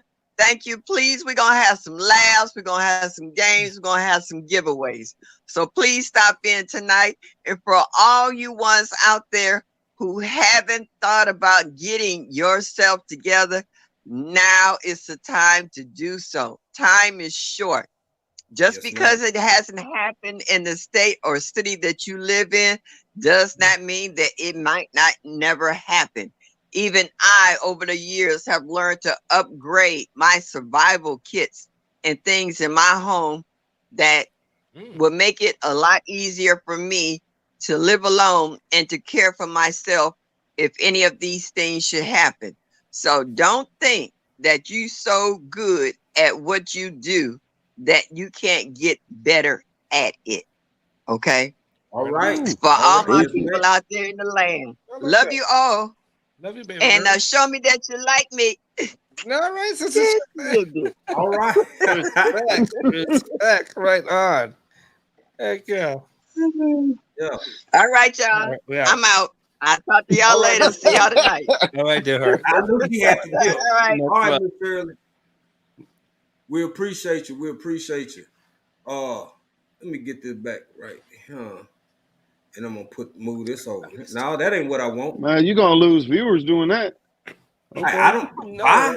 Free solid. Ooh, so ugly. Hell, they come back. If they don't come back, I wish you well. Hell, bye.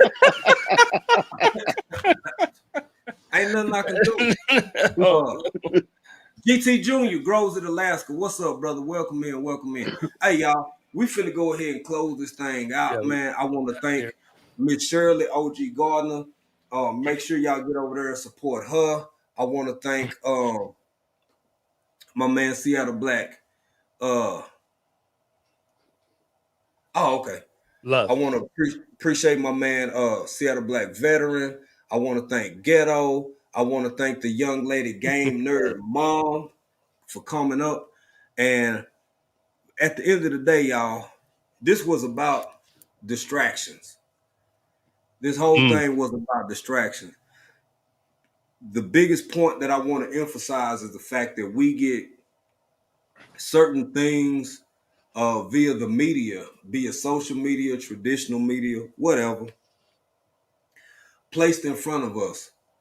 Whenever you see a certain circumstance dominating your conversation, dominating your social space, dominating your job conversation, or what have you, step back, take a deep breath, and look forward rather.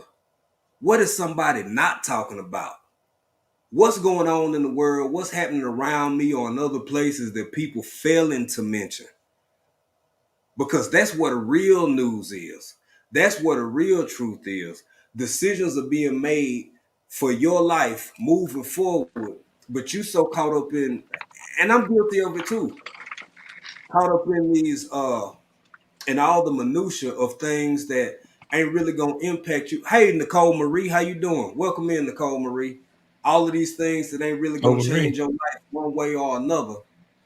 But in all actuality, we can be mindful, forward thinking, in preparation of everything that's going on in and around us. And as Miss Shirley just said a while ago, just because it ain't your turn today, don't mean it ain't gonna be your turn tomorrow. Like Ghetto said, he didn't call nobody stupid, but at the same time, what else do you need to see to start getting yourself ready and maybe prepared for some things that might be coming your way?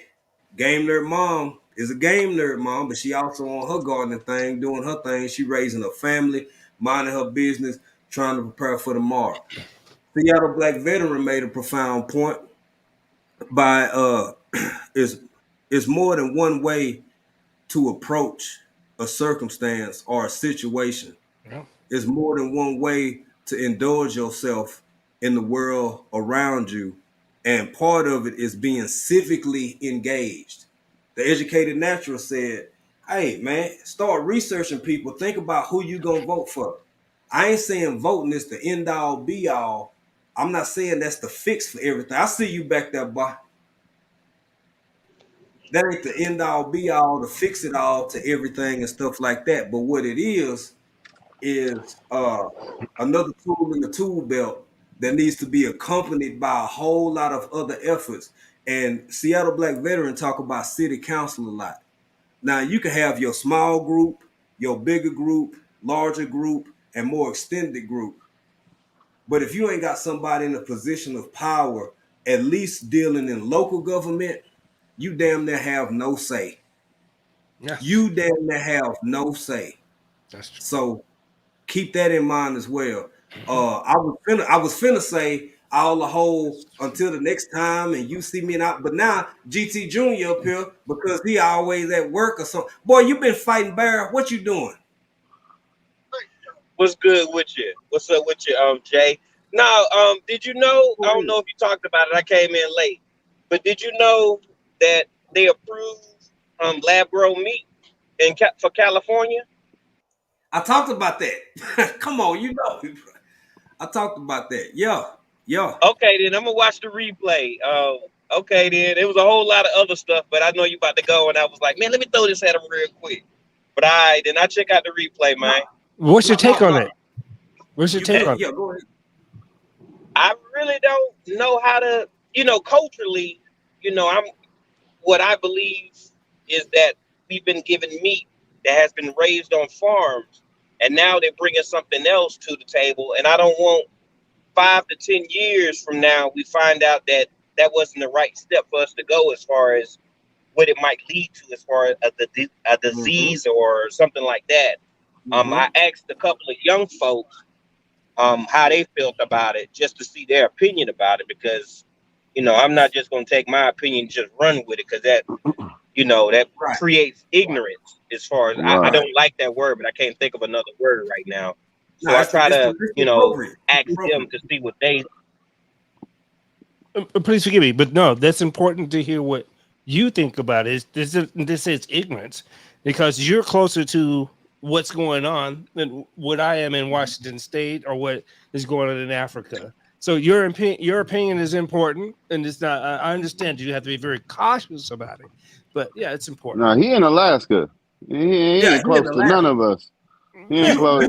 He's the only brother in Alaska.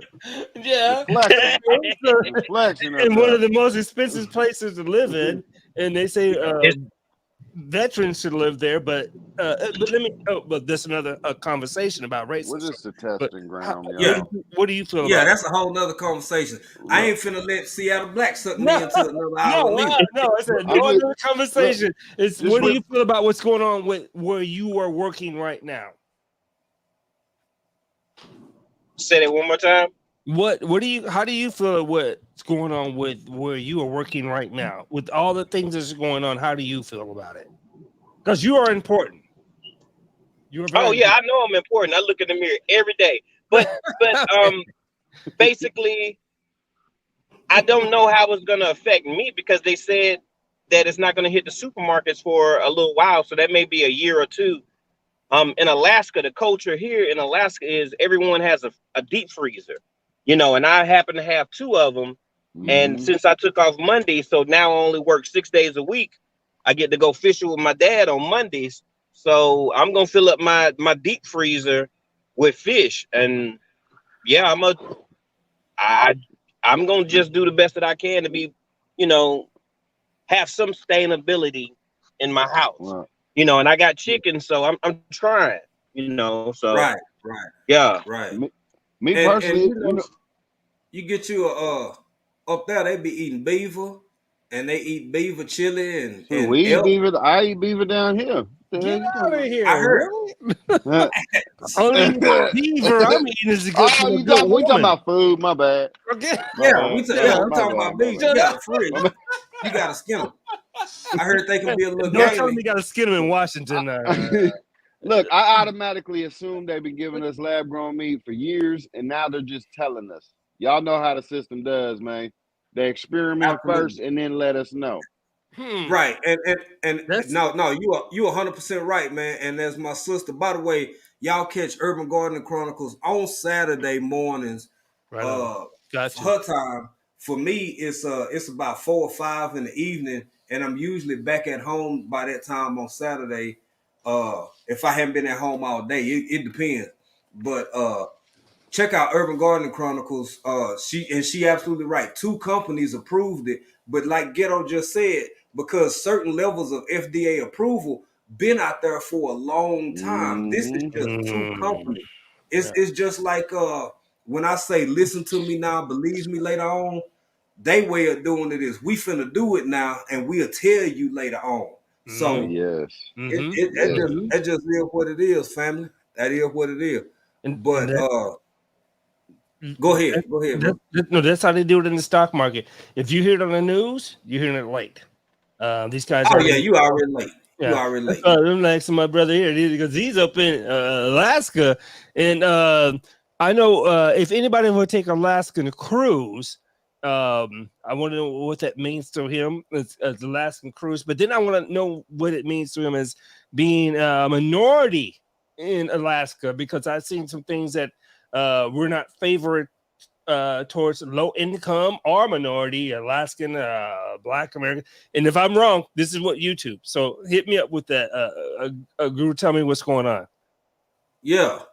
Well, I Googled one time because I wanted to come visit GT. And I Googled black folk in Alaska, and his picture pop up. It would picture him and his kid. He had his little boy with him and his wife on his arm, and they were smiling. And there was a bear in the background. And as far as I know, he the only one. I heard it was about 7 of them because they got some people over at Wainwright. They had about 10 of them over at Wainwright and GT. So I was like, well, I don't know. I don't think I'm gonna go just yet. I'm gonna wait to listen to you. What kind of cruise ship can I catch or what? Yeah, I hear you. Come on, brother, bring it up. Tell them what's up. I don't know, man. You take Scandinavian, they might have your ass cooking. Like a Scandinavian cruise, they had your ass back there washing dishes.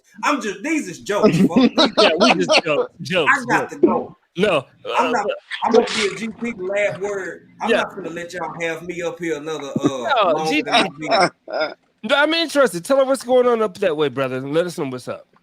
GP, hey, Seattle Black, you finna go. You finna go live. I see what you doing. Okay, I'm out. I want to know because I got some. It wasn't me. Some family going up to. They're catching a cruise, going up to Alaska, and I'm like, I already been there 2 times. Like, what do you? And I know Glacier Bay is probably a joint, but they were telling me that Anchorage, Alaska is, and all the stuff you see on YouTube and all that stuff. But we got a good brother here, and he look at me like I owe him money. I'm 3 days late. I didn't cut his I didn't cut his fade right. He's mad. No, he's like, you didn't cut my fade right, brother. No, but go ahead, holler at me, brother. Tell me what's up. I'm gonna get off of here. I promise, African Dreamer. I promise. I see what you're doing. I stay out the way. I stay out the way. It's not as we still have our situation with racism, but it's not as much as the lower 48 because I am from Georgia. I'm a Georgia boy at heart. All right, man. I'll see you on Tuesday, okay? All right, then have a good one. Yeah, so I'm at work, so I'm still conducting business. But I stay out the way. We have a little bit of racism, not as much, but this is it's like a jambalaya, for lack of a better word, but there's a lot of different everything up here. So we have Pacific Islanders, Guam, everything, you name it. And there's a lot of tourism. So, I bought a house. So it's a lot of opportunities here. If you can't make it here, you ain't trying hard enough. I mean, Alaska got it. So I'm dead serious. I hear it's a place for veterans as well. I imagine so. I wouldn't know, Okay. Me neither. But this Seattle Black veteran, so no, he would know. No, one of these days. Go ahead. I'm sorry. I was just gonna say, man, if I was a veteran, that would be a place I would probably have been interested in, as far as like posting up and maybe settling down and what color y'all squirrels up there, boy? Y'all got they all of them white or some of them brown, a little light gray. Junior got scared when you asked that question. Like he done had a run in with a squirrel. He could say chickens, not squirrels, right? Yeah.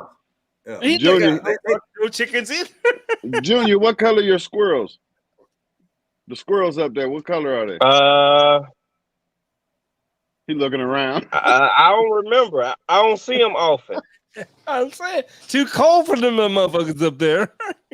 I seen one, and I be talking to them. I be telling them leave my stuff alone. So there's gangster squirrels across the world, man. Gangster squirrels. You need to hem them up. You need to hem one of them up, man, because I heard they flesh more tender. I heard that. Anyway, I ain't fooling with y'all. I see what y'all doing. Look here, man. I'm finna get out of here, family. All right. I appreciate all of y'all for being here. Until the next time. Love. And I see y'all. And the next time y'all see us, maybe it'll be a Seattle Black veteran later. We got Miss Shirley OG Gardner coming up later. We got Auntie Ellen coming up later. G-Quad Traditions with Ellen Pankey. And the last one for the night to wind it out, we got my man Odom's Homestead going live with Get It Off Your Chest. So that's the lineup for the night, man. Shout out to everybody. Much love to y'all. Love. We appreciate y'all. Shout out to Seattle Black and all the other veterans. Shout out to all my Alaska people, all my people up there in the Pacific Northwest. And we're what Pac said. Ain't nobody ask you nothing. I know what Pac said. Shut up. I'm trying to get out of here. I'm trying to extend it out. Hey, until the next time I see y'all and y'all see me, I'm going to be over here being country in another country. Peace. We're holla, family.